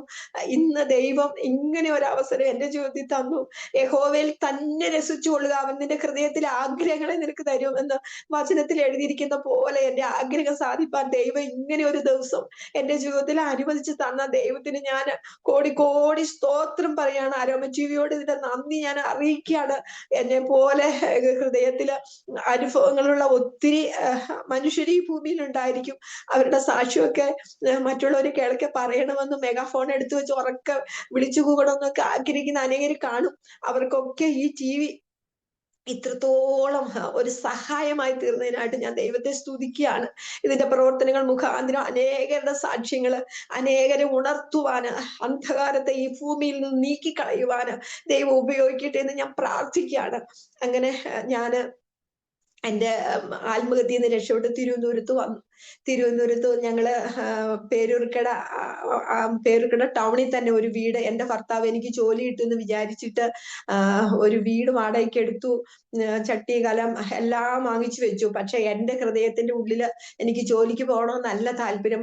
എനിക്ക് കൂട്ടായ്മകൾക്ക് പോകണം, വചനം പഠിക്കണം, എനിക്ക് വചനം പഠിക്കണം. ഓരോ സത്യങ്ങൾ എനിക്ക് മനസ്സിലായപ്പോ, ഈ വചനത്തിന്റെ മഹത്വം മനസ്സിലായപ്പോ എനിക്ക് ബൈബിൾ കോളേജിൽ പോയി പഠിക്കണം. ഞാൻ എന്റെ ഭർത്താവിനോട് കൂടെ പറയും, എനിക്ക് ബൈബിൾ കോളേജിൽ പോയി വചനം പഠിക്കണമെന്ന്. അങ്ങനെ ഞങ്ങൾ തിരുവനന്തപുരത്ത് വന്നു. സകല കൺവെൻഷനുകൾക്കും, ലൂഥറൻ മിഷന്റെ കൺവെൻഷനുകള്, കത്തോലിക്കരുടെ കൺവെൻഷനുകള്, CSIക്കാരുടെ കൺവെൻഷനുകള്, പെന്തിക്കോസുകാരുടെ കൺവെൻഷനുകൾ, എല്ലാ കൺവെൻഷനുകളും ഞാൻ നേരത്തെ സിനിമ പോസ്റ്റർ നോക്കി നടന്ന പിന്നെ കൺവെൻഷൻ പോസ്റ്ററുകൾ നോക്കി നടക്കുന്ന ജോലിയായിരുന്നു എനിക്ക്. എവിടെ ഉണ്ടെങ്കിലും ഞങ്ങൾ എത്ര ദൂരമാണെങ്കിലും ഞങ്ങളുടെ കൊച്ചുകുഞ്ഞുങ്ങളെ എടുത്തുകൊണ്ട് ഞങ്ങൾ അവിടെ പോകുമായിരുന്നു. അങ്ങനെ ഞങ്ങൾ സന്തോഷിച്ചു. അങ്ങനെ ഞങ്ങള് അവിടെ ഇരുന്നപ്പോ ദൈവം പേരൂർക്കട മണ്ണാമൂല എന്ന് പറയുന്ന സ്ഥലത്ത് എനിക്ക് 5 സെന്റ് സ്ഥലം വീടും എല്ലാം വെക്കാൻ ദൈവം 30 വർഷങ്ങൾക്ക് മുമ്പേ കൃപ ചെയ്തു. അന്ന് ഞാൻ ദൈവത്തോട് പറഞ്ഞു, കർത്താവേ എനിക്കൊരു ഭവനം തന്നാല്. ഞങ്ങൾ താമസിക്കുന്ന ഏരിയ മുഴുവനും നായർമാരുടെ ഒരു ഏരിയയാണ് അവിടെ. അവരുടെ മധ്യയാണ് ഞങ്ങൾ വസിക്കുന്നത്. ഞങ്ങൾക്ക് കൈയടിച്ച് പാടാനും പ്രാർത്ഥിക്കാനും വാടക വീട്ടിൽ കിടന്നാൽ പറ്റൂല. അതുകൊണ്ട് ദൈവമേ എനിക്ക് സ്വന്തമായിട്ടൊരു ഭവനം തന്നാൽ ഞാൻ എൻ്റെ വീട്ടിൽ കൂട്ടായ്മയും പ്രാർത്ഥന നടത്തിക്കോളാം. എനിക്കറിയാവുന്ന പോലെ ഞാൻ ആ നാട്ടിലെല്ലാം നടന്ന് വചനം പറഞ്ഞോളാം. എൻ്റെ വീട്ടിൽ ഞാൻ വരുന്ന സ്ത്രീകൾക്ക് സുവിശേഷം പറഞ്ഞ് അവർക്ക് വചനം പറഞ്ഞു കൊടുത്ത് അവരുടെ കഷ്ടതയിൽ നിന്നൊക്കെ അവരെ സഹായിക്കാൻ ഞാൻ പ്രാർത്ഥിച്ചോളാം എന്നൊക്കെ പറഞ്ഞ് ദൈവത്തോട് ഉടമ്പടി ചെയ്തു. ദൈവം അതിൻ പ്രകാരം ഒരു ഭവനം ദൈവം എനിക്ക് ഒരുക്കി തന്നു. ആ ഒരുക്കി തന്നതിന്റെ പിന്നിലും ഒരു സംഭവം ഉണ്ടായി. എൻ്റെ നാത്തൂന്റെ അടുത്ത് ഇങ്ങനെ പറഞ്ഞ് ഞാൻ തിരുവനന്തപുരത്തോട്ട് വന്നെങ്കിലും എൻ്റെ നാത്തൂനോട് എൻ്റെ ഹൃദയത്തിൽ എനിക്ക് ഭയങ്കരമായ കയ്പും ദേഷ്യവും ഉണ്ടായിരുന്നു. അങ്ങനെ ഇരുന്നപ്പം ലൂഥറൻ ചർച്ചിൽ ഞങ്ങള് വചനം കേൾക്കാൻ ഞായറാഴ്ച തോറും പോകും. എൻ്റെ ഭർത്താവിന് എപ്പോഴും ഓവർ ടൈമും ജോലി തിരക്കും കാരണം ഞാൻ എൻ്റെ മക്കളെ സൺഡേ ക്ലാസ് വിടാനും ദൈവത്തെ പ്രാർത്ഥിക്കാനൊക്കെ തൊട്ടടുത്തുള്ള ലൂഥറൻ ചർച്ചിലാണ്, പേരുക്കടയിലുള്ള ചർച്ചിലാണ് പോയിക്കൊണ്ടിരുന്നത്. അവിടെ ഇരുന്ന അവിടുത്തെ അച്ഛൻ ഒരു സംഭവ ചരിത്രം പറഞ്ഞു. ഒരു മനുഷ്യന് ഒരു ഭാര്യ വിവാഹം കഴിച്ചിട്ട് ആ ഭാര്യയ്ക്ക് നല്ല വസ്ത്രങ്ങളും നല്ല ആഹാരങ്ങളും കൊടുക്കാൻ വേണ്ടി ആ ദേശത്ത് ജോലി ഇല്ലാത്തത് കൊണ്ട് ഒരു ദൂരെയുള്ള ഖനിയിൽ ജോലിക്ക് പോയി. ആ ജോലി ചെയ്ത് ഓവർ ടൈം ചെയ്ത് കിട്ടുന്ന പണം അത്രയും ഭാര്യയുടെ പേർക്ക് അയച്ചു കൊടുത്തോണ്ടിരുന്നു. എന്നാൽ ഭാര്യ ഒരു യൗവനക്കാരനെ എടുത്ത് ഭർത്താവായിട്ട് അംഗീകരിച്ച് വീട്ടിനകത്ത് ആ പണം മുഴുവനും ധൂർത്തടിച്ചു കളഞ്ഞു. കുറച്ച് ദിവസം കഴിഞ്ഞപ്പോ ഈ മനുഷ്യന് ഖനിയിലെ ജോലി മുഖാന്തരം ക്ഷയരോഗം ബാധിച്ച് രക്തം തുപ്പിയപ്പോൾ നാട്ടിലേക്ക് വന്നപ്പോഴാണ് ഈ സംഭവം അറിയുന്നത്. ഈ മനുഷ്യന് ഉടനെ ഒരു കൊല്ലനെ കണ്ടിട്ട് ഒരു കടാരം പണിതിട്ട് ഞാൻ എൻ്റെ ഭാര്യയെയും കൊല്ലും അവളുടെ ഇപ്പോഴത്തെ ഭർത്താവിനെയും കൊല്ലുമെന്ന് പറഞ്ഞിട്ട് അയാൾ നിശ്ചയിച്ചപ്പോൾ പള്ളിയിലെ അച്ഛൻ ഇത് അറിഞ്ഞ് ആ മനുഷ്യനെ കൂട്ടിക്കൊണ്ടു പോയി പള്ളിയിലെ ആ മേടയിൽ താമസിപ്പിച്ച് കൂട്ടായ്മകൾക്കൊക്കെ കൊണ്ടുപോയി പതുക്കെ പതുക്കെ വചനങ്ങളെല്ലാം പറഞ്ഞു കൊടുത്ത് അങ്ങനെ തണുപ്പിച്ച് തൻ്റെ ആഹാരം കൊടുത്ത് ആ മനുഷ്യനെ സ്നേഹിച്ച് കുറച്ച് ദിവസം കഴിഞ്ഞപ്പം ആ അച്ഛൻ പറഞ്ഞു, മോനെ നീ ഇങ്ങോട്ട് വാ, നിന്റെ ഭാര്യ ഒന്ന് അനുഗ്രഹിച്ച് പ്രാർത്ഥിക്കുക എന്ന് പറഞ്ഞു. മുട്ടിൽ നീക്ക്, നീ അനുഗ്രഹിച്ച്. അപ്പം പറഞ്ഞു അച്ഛന് പെണ്ണും പടക്കോഴിയൊന്നും ഇല്ലാത്തതുകൊണ്ട് അച്ഛന് എന്നെ ഉപദേശിക്കാൻ നല്ല എളുപ്പമാണ്. ഞാൻ അനുഭവിച്ച കഷ്ടം, അവൾക്ക് വേണ്ടി ഞാൻ അധ്വാനിച്ച അധ്വാനം, ഇതൊന്നും അച്ഛൻ അറിയണ്ടല്ലോ എന്ന് പറഞ്ഞു. ദേഷ്യപ്പെട്ടു. അപ്പോഴും പറഞ്ഞു, മോനെ നീ ആ ഭാര്യയെയും ആ ഭർത്താവിനെയും ഇപ്പൊ കൊന്നു കളഞ്ഞാ, നീ 2 കൊലപാതകം നടത്തിയ ഉടൻ പോലീസ് വന്ന് നിന്നെ അറസ്റ്റ് ചെയ്ത് നിന്നെ കൊണ്ടുപോയി ലോക്കപ്പിൽ കൊണ്ടുപോയി ഇടിച്ച് നിന്നെ ഇപ്പൊ തന്നെ നീ രക്തം തുപ്പാണ്. അതിന്റെ കൂടെ അവർ ഇടിച്ച് ചതച്ച് ചമ്മന്തിയാക്കി നിന്നെ തൂക്കിക്കൊല്ലാൻ വിധിക്കുകയാണെന്ന് വിചാരിച്ചോ? അങ്ങനെയാണെങ്കിൽ നീ എപ്പോഴാണ് സന്തോഷിക്കുന്നതെന്ന് ചോദിച്ചു. അപ്പോഴീ മനുഷ്യന് ബോധം വന്നു. ഈ മനുഷ്യനോർത്ത് പ്രതികാരം ചെയ്താൽ എനിക്ക് ഒരിക്കലും സന്തോഷിക്കാൻ പറ്റില്ല. എൻ്റെ ഭാര്യ മുഖാന്തരം എൻ്റെ ആരോഗ്യം പോയി, എൻ്റെ ആയുസ്സും സന്തോഷമില്ലാണ്ട് നശിച്ചു പോകും. അപ്പോഴ് അച്ഛൻ പറഞ്ഞു, മോനെ നിങ്ങളുടെ ശത്രുക്കളെ സ്നേഹിപ്പിൻ, നിങ്ങളെ ഉപദ്രവിക്കുന്നവർക്ക് വേണ്ടി പ്രാർത്ഥിപ്പിൻ, ശപിക്കാതെ അനുഗ്രഹിപ്പിൻ എന്ന് നമ്മുടെ കർത്താവ് നമ്മളെ പഠിപ്പിച്ചില്ലേ? കുരിശിൽ യേശുവിന്റെ കയ്യിലും കാലിലും ആണിയടിച്ചവരോട് ഇവർ ചെയ്യുന്നത് എന്താണെന്ന് ഇവരറിയാതെ ഇവരോട് ക്ഷമിക്കണമേ എന്ന് പ്രാർത്ഥിക്കാൻ പഠിപ്പിച്ചില്ലേ? ആ യേശുവിന്റെ മക്കളായ നമ്മൾ ആ യേശുവിന്റെ സ്വഭാവം കാണിക്കണ്ടേ? മോനെ നീ അവളെ അനുഗ്രഹിച്ച് പ്രാർത്ഥിക്കുമ്പോ നിന്റെ രോഗമൊക്കെ ദൈവം മാറ്റും എന്ന് പറഞ്ഞു. അങ്ങനെ ഈ മനുഷ്യൻ ചങ്കുപൊട്ടി ഈ സ്ത്രീയെ അനുഗ്രഹിച്ചു. ദൈവമേ അവളുടെ ഇപ്പോഴത്തെ കുടുംബത്തെ അനുഗ്രഹിക്കണമേ. അപ്പൊ അച്ഛൻ പറഞ്ഞു, അവൾക്ക് വസ്ത്രവും അവൾക്ക് പണവും മാത്രം പോരാ, ഒരു ഭർത്താവിന്റെ സാന്നിധ്യം വേണമായിരുന്നു, നീ അത് കൊടുത്തില്ല, അപ്പൊ നിന്റെ ഭാഗത്തും തെറ്റുണ്ടെന്ന് പറഞ്ഞു. അപ്പം ഈ മനുഷ്യൻ ആ തെറ്റു മനസ്സിലാക്കി ദൈവത്തോട് ക്ഷമയും ചോദിച്ചു. ആ സെക്കൻഡിൽ ദൈവം ക്ഷയരോഗം അയാൾക്ക് എടുത്തു മാറ്റി. ആ അച്ഛൻ അവരുടെ ഇടവകയിലെ ഒരു പാവപ്പെട്ട പെങ്കൊച്ചിനെ വിവാഹം കഴിപ്പിച്ച് അയക്കാൻ നിവൃത്തിയില്ലാതെ നല്ല ദൈവഭക്തിയായ ഒരു കുട്ടി ഉണ്ടായിരുന്നു. ആ കുട്ടിയായിട്ട് ആലോചിച്ച് ഈ മനുഷ്യന് വിവാഹം നടത്തി. ആ പെൺകുട്ടിക്ക് നല്ലൊരു ജീവിതം കിട്ടിയത് കൊണ്ടും ഒരു സ്ത്രീ ഈ മനുഷ്യനെ വഞ്ചിച്ചത് കൊണ്ടും വളരെയധികം സ്നേഹം ഈ മനുഷ്യന് കൊടുത്തു. അങ്ങനെ അവർക്ക് 4 മക്കളുണ്ടായി. അവര് ആ ജീവനാന്തം വളരെ സന്തോഷിച്ച് ജീവിച്ചു എന്ന് അച്ഛൻ പറഞ്ഞു, നിങ്ങളിൽ ഇവിടെ ഇരുന്ന് ഇത് കേട്ട ആരുടെയെങ്കിലും ഉള്ളിൽ ആരോടെങ്കിലും കോപം ഉണ്ടെങ്കിൽ ആ കോപമുള്ള ആളുടെ മുഖം മനസ്സിൽ കണ്ടിട്ട് അവരോട് ക്ഷമിക്കാൻ വേണ്ടി നിങ്ങൾ തയ്യാറാകണം എന്ന് പറഞ്ഞു. അപ്പോഴേ എൻ്റെ മനസ്സിൽ പെട്ടെന്ന് എൻ്റെ നാത്തൂന്റെ അവൾ എന്നെ, ഞാൻ ആ പരദീസ പോലെയുള്ള സ്ഥലത്ത് എൻ്റെ ഭർത്താവ് ഒന്നിച്ച് സന്തോഷിച്ചിരുന്നിട്ട് അവിടെ നിന്ന് എന്നെ ഓടിച്ച് തിരുവനന്തപുരത്തും പട്ടണത്തിൽ കൊണ്ടുവന്ന് വിട്ടു. അതുകൊണ്ട് ഞാൻ ക്ഷമിക്കില്ലെന്ന് പറഞ്ഞു. പക്ഷെ ദൈവമേ എനിക്ക് കൃപ തരണമേ, എനിക്ക് ക്ഷമിക്കാനുള്ള കൃപ തരണമേ എന്ന് ഞാൻ ദൈവത്തോട് പ്രാർത്ഥിച്ചു. അപ്പോഴച്ഛൻ പറഞ്ഞു, നിങ്ങൾ ഇന്ന് വരെ പ്രാർത്ഥിച്ചിട്ട് കേൾക്കാത്ത ഒരു വിഷയം ഇനി ദൈവത്തോട് പ്രാർത്ഥിക്കുക, ക്ഷമിച്ചിട്ട് പ്രാർത്ഥിച്ചാ ദൈവം കേൾക്കൂ എന്ന് പറഞ്ഞു. ഞാൻ അവിടെ ഇരുന്നുകൊണ്ട് ഞാൻ പ്രാർത്ഥിച്ചു, ദൈവമേ, ഞാൻ എൻ്റെ നാത്തൂന്റെ വിവാഹം 33 വയസ്സ് വരെ ആയിട്ട് നടന്നിട്ടില്ല. എൻ്റെ നാത്തൂന്റെ വിവാഹത്തിന് വേണ്ടി ഞാൻ എല്ലാ വെള്ളിയാഴ്ച തോറും ഉപവസിച്ച് പ്രാർത്ഥിച്ചോളാം. ഞാൻ മുൻകൈ എടുത്ത അവളുടെ വിവാഹം ഞാൻ നടത്തിക്കോളാം. എൻ്റെ ദൈവമേ, എനിക്കൊരു 5 സെന്റ് സ്ഥലം എനിക്ക് ഈ തിരുവനന്തപുരം പട്ടണത്തിൽ എനിക്ക് അവകാശമായിട്ട് തരണമേ. എൻ്റെ ഭർത്താവ് എനിക്ക് ജോലി കിട്ടും എന്നുള്ള വലിയ പ്രതീക്ഷയിലാണ് എന്നെ വിവാഹം കഴിച്ചത്. സ്ത്രീധനം ചോദിച്ചിട്ടില്ല. എൻ്റെ ഭർത്താവിന് ഞാനൊരു ഭാരമായി തീരരുത്. വാടക കൊടുത്ത് ഞങ്ങൾ മുടിയാനും ഇടവരരുത്. കർത്താവേ, ഒരു 5 സെന്റ് സ്ഥലം എനിക്ക് തരണമെന്ന് പ്രാർത്ഥിച്ചു. 1 മാസത്തിനകം എനിക്ക് അത് വാങ്ങിക്കാൻ കൃപ തരണമേ എന്ന് ദൈവത്തോട് ഞാൻ വിശ്വാസത്തോടെ പ്രാർത്ഥിച്ചു. എന്നിട്ട് ഞാൻ എൻ്റെ വീട്ടിൽ വന്നു. ദൈവം അത്ഭുതം ചെയ്തിട്ട് 14,500 രൂപ സെന്റിന് വിലയുള്ള 5 സെന്റ് സ്ഥലം ഞങ്ങളുടെ കയ്യിൽ ഒറ്റ രൂപ ഇല്ലാതിരിക്കുക. എൻ്റെ കുറച്ച് സ്വർണം വിറ്റ് 20,000 രൂപ മാത്രമേ ഉള്ളൂ. ഞങ്ങൾക്ക് ആധാരം ചെയ്ത് അടക്കം 68,000 രൂപ വേണമായിരുന്നു. ആ സമയത്ത് 20,000 രൂപ ഞങ്ങൾ ആ സ്ഥലം കണ്ടിഷ്ടപ്പെട്ട് അവർക്ക് കൊടുത്തു. പക്ഷെ ഒരു രേഖയും വാങ്ങിച്ചില്ല.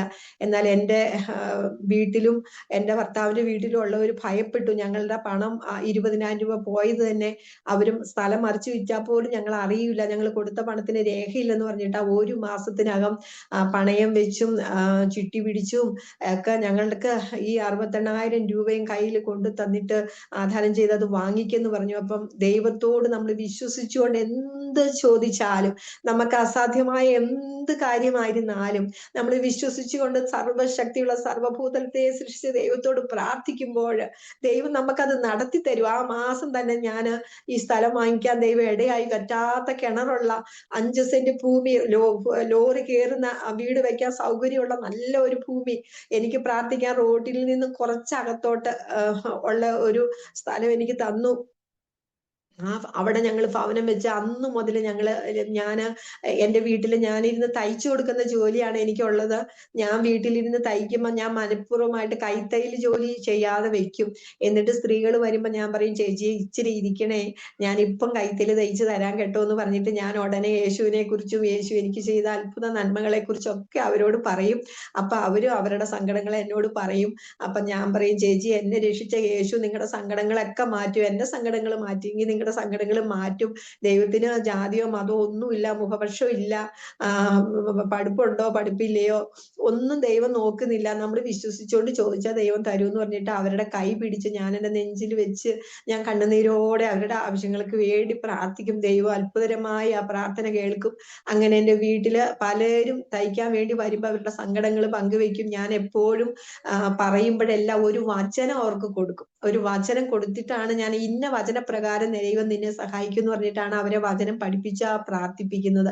അപ്പൊ അവര് വീണ്ടും വീണ്ടും ബൈബിളിലെ സംശയങ്ങൾ ചോദിക്കാൻ എൻ്റെ അടുക്ക വരും. ചേച്ചി ഒരു വചനം കൂടെ എനിക്ക് പറഞ്ഞു ചേച്ചി, അന്ന് ആ വചനം പറഞ്ഞ് പ്രാർത്ഥിച്ചപ്പോ എനിക്ക് വലിയ അനുഗ്രഹമായിരുന്നു എന്ന് പറയും. അപ്പോഴും ഞാൻ അടുത്ത വചനം പറയാം. അങ്ങനെ എനിക്ക് തയ്ക്കാൻ സമയമില്ലാതെ ആൾക്കാര് പ്രാർത്ഥനയ്ക്കും സംശയങ്ങൾക്കൊക്കെ ആയിട്ട് വന്നപ്പോ ഞാൻ എൻ്റെ വീട്ടില് ഒരു ദിവസം നിശ്ചയിച്ചു, എല്ലാ വ്യാഴാഴ്ചയും ഞാൻ ഇവിടെ ഒരു ലേഡീസ് മീറ്റിംഗ് വെക്കാം, നിങ്ങൾ എല്ലാവരും അന്നേ ദിവസം വരണം. അങ്ങനെ എൻ്റെ വീട്ടിൽ ഒരു വചനം അറിയാത്ത എന്നെ എൻ്റെ ദൈവം ഇരുത്തി പഠിപ്പിച്ചു. ഞാൻ ബൈബിൾ വായിക്കുമ്പോൾ യേശുവിനോട് ചോദിക്കുക, യേശു അപ്പൊ അതിന്റെ അർത്ഥം എനിക്ക് അറിഞ്ഞുകൂടല്ലോ, എനിക്കൊന്ന് പറഞ്ഞു തരണേ എന്ന് പറയുമ്പോൾ യേശു എനിക്ക് എല്ലാത്തിൻ്റെ അർത്ഥം പറഞ്ഞു തരും. എനിക്ക് പറഞ്ഞു തരണ അനുസരിച്ച് വരുന്ന സ്ത്രീകൾക്കെല്ലാം ഞാൻ അത് പറഞ്ഞു കൊടുക്കും. പാട്ടൊക്കെ പാടി കൈയടിച്ച് ഞങ്ങൾ അവിടെ ഇരുന്ന് നല്ല തിമിർത്ത് ദൈവത്തെ ആരാധിക്കും. അങ്ങനെ എൻ്റെ ചുറ്റുമുള്ള ഭവനങ്ങളില് ഒത്തിരി സ്ത്രീകളുടെ കണ്ണീര് തുടയ്ക്കാൻ ദൈവം എന്നെ ഉപയോഗിച്ചു.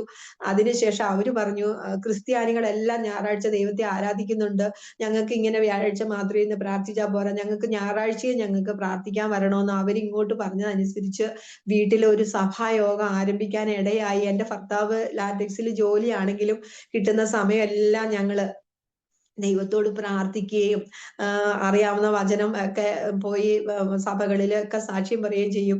അങ്ങനെ ഇരുന്നപ്പോഴേ എൻ്റെ ഭർത്താവിന് ദൈവം ഒരു ദർശനം കൊടുത്തു. അവരുടെ സഭയില് യേശു വന്നു. യേശു വന്ന് ചർച്ചിനകത്ത് കയറിയിരിക്കുകയാണ്. ചർച്ചിനകം എല്ലാം നല്ല ദീപാലങ്കാരം ചെയ്ത് വളരെ ഭംഗിയായിട്ടിരിക്കുകയാണ്. പക്ഷെ ചർച്ചിൽ വന്ന യേശുവിനെ കാണണമെങ്കിൽ ചർച്ചിനകത്തുനിന്ന് പേര് വിളിക്കും. പേര് വിളിക്കുന്നവർക്ക് മാത്രമേ ആ ചർച്ചിനകത്ത് കയറാനും യേശുവിനെ കാണാനും പറ്റുകയുള്ളൂ. അപ്പോഴും ചർച്ചിലുള്ള ഇടവകക്കാർ മൊത്തവും ചുറ്റും വന്ന് കൂടി എന്റെ പേര് ഇപ്പൊ വിളിക്കും എന്ന് പറഞ്ഞ് ആകാംക്ഷയോടെ ഇരുന്നിട്ട് ഒരു മനുഷ്യന്റെ പോലും പേര് വിളിച്ചില്ല. എന്റെ ഭർത്താവ് വിചാരിച്ചു ഞാൻ പള്ളിയില് വളരെ ഭക്തിയോടുകൂടെ എല്ലാം ചെയ്യുന്നത് കൊണ്ട് എന്റെ പേരെങ്കിലും വിളിക്കുമെന്ന് വിചാരിച്ചു. പക്ഷേ എന്റെ ഭർത്താവിന്റെ പേരും വിളിച്ചില്ല. അങ്ങനെ വന്നപ്പോ എന്റെ ഭർത്താവ് വളരെ സങ്കടപ്പെട്ട് ദൈവത്തോട് പ്രാർത്ഥിച്ചു. അപ്പോഴ് ഞങ്ങളുടെ വീട്ടില് ഞങ്ങൾ എല്ലാ വ്യാഴാഴ്ച തോറും ജോലി ചെയ്യുന്ന സഹോദരന്മാരുമായിട്ട് ചേർന്നിരുന്ന ദേശങ്ങൾക്ക് വേണ്ടിയും ദൈവവേല ചെയ്യുന്നവർക്ക് വേണ്ടിയൊക്കെ പ്രാർത്ഥിക്കുന്ന പതിവുണ്ടായിരുന്നു. അവരോട് ഈ കാര്യം പറഞ്ഞപ്പോ അവര് പറഞ്ഞു, നിന്റെ ഇടവകയിൽ പോയി നമുക്ക് കിട്ടിയ ഈ ദർശനം പറഞ്ഞ് ഒരു കൺവെൻഷൻ വെക്കാം, അതിന് അച്ഛന്റെ അടുത്ത് അനുവാദം ചോദിക്കാൻ പറഞ്ഞു. അങ്ങനെ അച്ഛന്റെ അടുത്ത് അനുവാദം ചോദിച്ചു. അച്ഛൻ അത് അനുവദിച്ചു. ഞങ്ങള് പ്രാർത്ഥിക്കുന്ന സഹോദരന്മാര് 6 പേരും, അങ്ങനെ ഞങ്ങൾ 7 പേരും, ഞാനൊരു സ്ത്രീയും, ഞങ്ങൾ ഒരു വാനില് പാട്ടൊക്കെ പാടി പ്രാർത്ഥിച്ച് ഞങ്ങള് ദേശത്ത് പോയി. ഞങ്ങള് ഈ ദർശനം പറഞ്ഞ് കൺവെൻഷൻ നടത്തിയപ്പോൾ ദൈവം അത്ഭുതം ചെയ്തു. ഞങ്ങളുടെ ദേശത്ത് CSI ചർച്ചിനകത്തുനിന്ന് 5 യൗവനക്കാരെ ദൈവവേലയ്ക്ക് വേണ്ടി ദൈവം വിളിച്ചു വേർതിരിക്കാൻ ഇടയായി. അതിൽ ഒന്ന് എന്റെ ഭർത്താവിന്റെ ഇളയ സഹോദരനായിരുന്നു. നമ്മുടെ മകന്റെ വിവാഹം കുറച്ച് ടെൻഷനായിരുന്നു. അപ്പോഴാണ് ഞങ്ങൾ aromamary.com-ൽ രജിസ്റ്റർ ചെയ്തത്. അവിടെ നിന്നാണ് നമ്മുടെ മകന് നല്ലൊരു പെൺകുട്ടിയെ കണ്ടെത്തിയത്. ഇന്ന് തന്നെ aromamary.com ഡൗൺലോഡ് ചെയ്യൂ. അങ്ങനെ അത്ഭുതകരമായിട്ട് ഇതറിഞ്ഞപ്പം പല ചർച്ചുകാരും ഞങ്ങളെ കൺവെൻഷന് വേണ്ടി വിളിച്ചു. അങ്ങനെ അടുത്തുള്ള ചർച്ചുകളിലെല്ലാം കൺവെൻഷനായിട്ട്, ദൂരെയുള്ള ചർച്ചുകളിലും എല്ലാം കൺവെൻഷനായിട്ട് ഞങ്ങൾ ഇരുന്ന് പ്രാർത്ഥിക്കും. ഞങ്ങൾ എന്നിട്ട് ഒരു വണ്ടിയിൽ കയറി എല്ലാ ചർച്ചുകളിലും പോയി ഞങ്ങളിങ്ങനെ ദൈവത്തെ സാക്ഷിക്കുന്ന ഒരു പതിവുണ്ടായിരുന്നു. അങ്ങനെ ദൈവത്തെ സാക്ഷിച്ചു. അങ്ങനെ ഇരുന്ന് ഒരു 3 വർഷത്തോളമായപ്പോ എന്റെ സഹോദരി, ഞാൻ ബൈബിള് വായിച്ചുകൊണ്ടിരുന്നപ്പോൾ ഒരു വചനം ഇങ്ങനെ കണ്ടു, കാണുന്ന സഹോദരനെ സ്നേഹിക്കാത്തവന് കാണാത്ത ദൈവത്തെ സ്നേഹിക്കാൻ കഴിയുമോ? കാണുന്ന സഹോദരനെ സ്നേഹിക്കാത്തവന് കാണാത്ത ദൈവത്തെ സ്നേഹിക്കാൻ കഴിയില്ല. യോഹന്നാന്റെ ലേഖനത്തിൽ ഞാൻ ഒരു വചനം വായിച്ചു. ഞാൻ അവിടെ ഇരുന്ന് ചിന്തിച്ചു, ദൈവമേ, ഞാൻ എന്റെ കാണുന്ന കൂടപ്പിറപ്പുകളെയൊക്കെ സ്നേഹിക്കുന്നവളാണോ, അതോ ഞാൻ കള്ളം പറഞ്ഞ് നടക്കുന്നവളാണ്? അങ്ങനെ അല്ലാത്തവൻ കള്ളനാണെന്നാ ബൈബിളിൽ എഴുതിയിരിക്കുന്നത്. അപ്പൊ ഞാൻ കള്ളിയാണോ എന്ന് ഞാനിങ്ങനെ ചിന്തിച്ചപ്പോ പറഞ്ഞു, നിന്റെ നാത്തൂന് ഇതുവരെ വിവാഹം നടന്നിട്ടില്ല, നിന്റെ നാത്തൂനെ നീ ഇങ്ങോട്ട് വിളിച്ചോണ്ട് വരാത്തത് എന്ത്? നീ വീട്ടിലേക്ക് വിളിച്ചോണ്ട് വരണമെന്ന് പറഞ്ഞു. അപ്പോഴെന്റെ നാത്തൂന് മാനസിക പ്രശ്നങ്ങളാണ് എന്ന് പറഞ്ഞിട്ട് പിതാവ് പോയി മരുന്ന് വാങ്ങിച്ചു കൊടുത്ത് ഉറക്ക ഗുളികകൾ എല്ലാം കഴിച്ച് ഭയങ്കരമായ വണ്ണം വെച്ച് ഒരു കതക് കടക്കാത്ത അവസ്ഥയില് ഊണും ഉറക്കവും മാത്രമുള്ള ജോലിയായി എന്റെ നാത്തൂനെ അതപ്പതിച്ചു പോയായിരുന്നു. ഞാൻ ഈ വചനം കേട്ട ഉടനെ തന്നെ നാട്ടിൽ പോയി എന്റെ നാത്തൂനെ എന്റെ വീട്ടിലേക്ക്, അപ്പോഴും ഞാൻ വീടൊക്കെ വെച്ചു, അപ്പോഴാ വീട്ടിലേക്ക് കൊണ്ടുവന്ന് ഞങ്ങള് പ്രാർത്ഥിക്കുന്ന സമയത്ത് 12 മണി ആകുമ്പോൾ എന്റെ നാത്തൂന് ഉറക്കെ അലറും. എന്നിട്ട് ഞങ്ങൾ എന്താ നീ അലറുന്നത് എന്ന് ചോദിച്ചു. ഭയപ്പെട്ട് ചോദിക്കുമ്പോൾ പെട്ടെന്ന് ബൈബിള് തുറന്നിട്ട് യെശയ്യാ പ്രവാചകന്റെ പുസ്തകം 58 അധ്യായം 1-ാം വാക്യം, ഉറക്കെ വിളിക്കുക, അടങ്ങിയിരിക്കരുതെന്ന്. അതാ ചൂണ്ടിക്കിങ്ങനെ ഞങ്ങളെ കാണിക്കും. അപ്പോഴ് ഉറക്കെ വിളിക്കുക, അടങ്ങിയ പകുതി വചനം മാത്രമേ പറയുള്ളൂ. അപ്പോഴ് രാത്രിയാകുമ്പോൾ 12 മണിയാകുമ്പോൾ കതക് പൊളിച്ച് പുറത്തു പോകാനുള്ള ശ്രമമൊക്കെ ചെയ്തു. ഞങ്ങൾക്ക് എന്ത് ചെയ്യണേന്ന് അറിയത്തില്ല. അയ്യോ, സഹോദരനെ വിളിച്ചോണ്ട് വരുകയും ചെയ്തു. ഞങ്ങൾക്ക് കിടന്ന ഉറക്കമില്ല. എന്റെ ഭർത്താവ് 1 മാസം ജോലിക്ക് പോകാതെ എന്റെ വീട്ടില് ഞങ്ങള് കതക് അകത്തുനിന്ന് പൂട്ടി. കാരണം മുറ്റത്ത് കിണറുണ്ട്, കിണറ്റിൽ പോയി സഹോദരി ഒരു ദിവസം ചാടാൻ വേണ്ടി നോക്കുന്ന കണ്ടോണ്ട് പേടിച്ചിട്ട് ഞങ്ങൾ പെട്ടെന്ന് വാതില് അകത്തുനിന്ന് കുറ്റിയിട്ടിട്ട് ഈ സഹോദരിയെ ഇരുത്തി ഞങ്ങൾ ഈ കൺവെൻഷന് പോകുന്ന സഹോദരന്മാരെല്ലാം വട്ടം കൂടിയിരുന്ന് ഞങ്ങൾ പ്രാർത്ഥിക്കുകയും ഉപസിക്കുകയും ചെയ്യുന്ന അവസ്ഥ വന്നു. അങ്ങനെ ആയപ്പോഴ് ഉറക്കമില്ലാതിരുന്ന എന്റെ സഹോദരി ഉറങ്ങാനായിട്ട് തുടങ്ങി. അതിന് ദൈവം എനിക്ക് ഒരു വചനം തന്നു. നാം പാപം സംബന്ധിച്ച് മരിച്ച്, 1 പത്രോസ് 2:24 അതിനകത്ത് പറയുന്നു, നാം പാപം സംബന്ധിച്ച് മരിച്ച നീതിക്ക് ജീവിക്കേണ്ടതിന് യേശു തന്റെ ശരീരത്തിൽ നമ്മുടെ പാപങ്ങളെ ചുമന്നുകൊണ്ട് ക്രൂശിന്മേൽ കയറി യേശുവിന്റെ അടിപ്പിണരാൽ നമുക്ക് സൗഖ്യം വന്നിരിക്കുന്നു. ഇങ്ങനെ ഒരു വചനം ഉണ്ടായിരുന്നു. ഞാനത്, എന്റെ നാത്തൂന്റെ പേര് ജോളി എന്നായിരുന്നു. അപ്പൊ ഞാൻ ആ വചനം അവളുടേതാക്കി മാറ്റിയിട്ട് ജോളി പാപം സംബന്ധിച്ച് മരിച്ച നീതിക്ക് ജീവിക്കേണ്ടതിന് യേശു ജോളിയുടെ പാപങ്ങളെ ചുമന്നുകൊണ്ട് ക്രൂശിന്മേൽ കയറി യേശുവിന്റെ അടിപ്പിണരാൽ ഇപ്പോൾ ജോളിക്ക് സുഖം വന്നിരിക്കുന്നു. ഇങ്ങനെ എന്റെ നാത്തൂനെ കൊണ്ട് 1000 പ്രാവശ്യം ഇമ്പോസിഷൻ എഴുതിപ്പിച്ചു.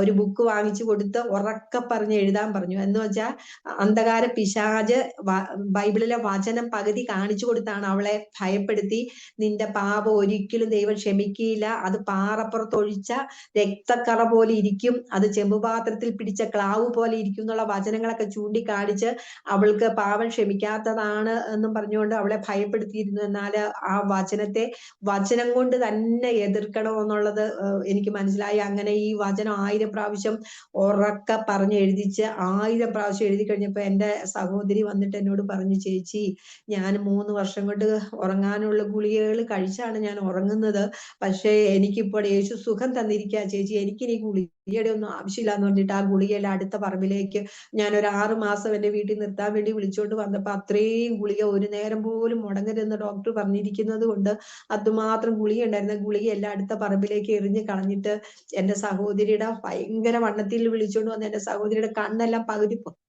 പുറത്തേക്ക് തള്ളി ഭീതിപ്പെടുത്തുന്ന ഒരവസ്ഥയായിരുന്നു. എന്നാൽ കണ്ണെല്ലാം അകത്തേക്ക് പോയി ഒരു സാധാരണ സ്ത്രീയുടെ പോലെ വണ്ണം വന്ന് ആ ദുർമേധസ്സുകളെല്ലാം പോയി വീട്ടില് വളരെ സന്തോഷത്തോടെ എല്ലാ കാര്യങ്ങളും ചെയ്യാനായിട്ട് ശ്രമിച്ചു. ഗുളികയില്ലാതെ പിന്നെ ജീവിക്കാൻ തുടങ്ങി.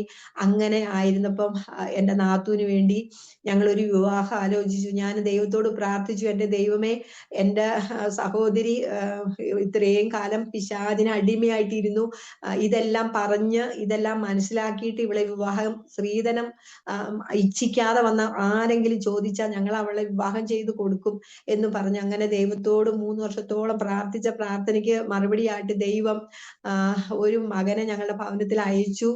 38 വയസ്സുണ്ട്. ഞാൻ ദൈവത്തോട് പ്രാർത്ഥിച്ചു 1ാം കെട്ടുകാരനായിരിക്കണം. ദൈവത്തോട് അങ്ങനെ പ്രാർത്ഥിച്ചു. 38 വയസ്സുള്ള ഒരു ആള് വന്നു. ഞാൻ വിചാരിച്ചു ഈ വന്ന ആള് ഭയങ്കരമായിട്ട് കറുത്ത് ക്ഷീണിച്ച ഒരാളാണ്. അപ്പൊ എന്റെ നാത്തു ഞാൻ കറുപ്പായതുകൊണ്ട് എന്നെ പലപ്പോഴും എന്നെ കളിയാക്കാറുണ്ട്, എന്നെ സ്നേഹിക്കാറില്ല. അപ്പൊ ഞാൻ ഓർത്തു, അയ്യോ കറുത്ത മനുഷ്യൻ വന്നാൽ ഒരിക്കലും എന്റെ നാത്തൂന് ഇഷ്ടപ്പെടൂല, കാരണം എന്റെ നാത്തു നല്ല വെളുപ്പാണ്. പക്ഷേ ഭർത്താവ് ആകാൻ പോകുന്ന ഈ മനുഷ്യൻ വന്നപ്പോ ചോദിച്ചു, എന്താ ജോലി, ഏത് പള്ളിയിലാ പോകുന്നേ, വീട്ടിൽ ആരൊക്കെ ഉണ്ടോ എന്നൊക്കെ ചോദിച്ചു. എന്നിട്ട് കാണാൻ വന്ന പയ്യൻ പറഞ്ഞു, എനിക്ക് പുള്ളിക്കാരിയെ പിടിച്ചു, പുള്ളിക്കാരിക്ക് എന്നെ പിടിച്ചോന്ന് അറിയില്ല എന്ന് പറഞ്ഞു. അപ്പോഴും ഞാൻ എന്റെ നാത്തൂന്റെ അടുത്ത് ചോദിച്ചു, നിനക്ക് ചെറുക്കനെ പിടിച്ചോടി എന്ന് ചോദിച്ചപ്പോ അവള് ഭയങ്കരമായിട്ട് ചിരിച്ചു. അപ്പോഴെനിക്ക് മനസ്സിലായി നല്ലതായിട്ട് ഇഷ്ടപ്പെട്ടെന്ന്. അങ്ങനെ ദൈവത്തിന്റെ കൃപയാല് ഞങ്ങൾ ആ വിവാഹം ഉറപ്പിച്ചു. ആ വിവാഹം നടന്നു. ഇന്നും ആ ഭർത്താവിനോട് ഒന്നിച്ച് എന്റെ സഹോദരി സന്തോഷമായിട്ട് ജീവിക്കുകയാണ്. അപ്പൊ ഞാൻ സുവിശേഷം പറയാൻ ഇറങ്ങിയപ്പോഴും എന്റെ ദൈവത്തോട് ഞാൻ പറഞ്ഞു, കർത്താവേ, അങ്ങേക്ക് അസാധ്യമായിട്ട് ഒന്നുമില്ല, വിശ്വസിക്കുന്നവർക്ക് സകലവും സാധ്യമെന്ന് ബൈബിളിൽ എഴുതിയിട്ടുണ്ട്. ഞാൻ ഒരിടത്ത് പോയി സുവിശേഷം പറയുമ്പോ എന്റെ നാത്തൂനെ എന്തുകൊണ്ടാ വിവാഹം കഴിപ്പിച്ച് അയക്കാതെ നിങ്ങൾ വീട്ടിൽ വെച്ചിരിക്കുന്നതെന്ന് ചോദിച്ചാൽ എനിക്ക് സുവിശേഷം പറയാൻ നേരത്ത് വാമുട്ടി പോകും, അതുകൊണ്ട് എനിക്ക് ഈ വിവാഹം കഴിഞ്ഞിട്ടേ സുവിശേഷ വേലയ്ക്ക് ഇറങ്ങാൻ കഴിയുള്ളൂ എന്ന് പറഞ്ഞു. അങ്ങനെ ഞങ്ങളെ ഈ നാത്തൂന് വിവാഹം കഴിഞ്ഞു. ഞങ്ങളുടെ കുടുംബത്തില് വലിയ സന്തോഷം ഉണ്ടായി. എന്നാല് പിന്നീട് ഞങ്ങളുടെ കുടുംബത്തില് ഞങ്ങൾക്ക് ഒരിക്കലും ഐക്യപ്പെട്ട് ഇന്ന് വരെ പ്രാർത്ഥിക്കാൻ പറ്റിയിട്ടില്ല. ഞങ്ങളുടെ ഓരോ വിഷയങ്ങൾക്ക് വേണ്ടി ഞങ്ങൾ 4 മക്കളും ചേർന്നിരുന്ന് പ്രാർത്ഥിക്കണമെന്ന് ഒത്തിരി ദൈവദാസന്മാർ പറഞ്ഞു. ഞങ്ങൾ അതിനുവേണ്ടി കഠിന ശ്രമം ചെയ്തിട്ടുണ്ട്. പക്ഷെ ഇന്ന് വരെ ഈ 4 സഹോദരങ്ങളും കൂടെ ചേർന്നിരുന്ന് ഇന്ന് വരെ വീട്ടിലിരുന്ന് പ്രാർത്ഥിക്കാനായിട്ട് കഴിഞ്ഞിട്ടില്ല.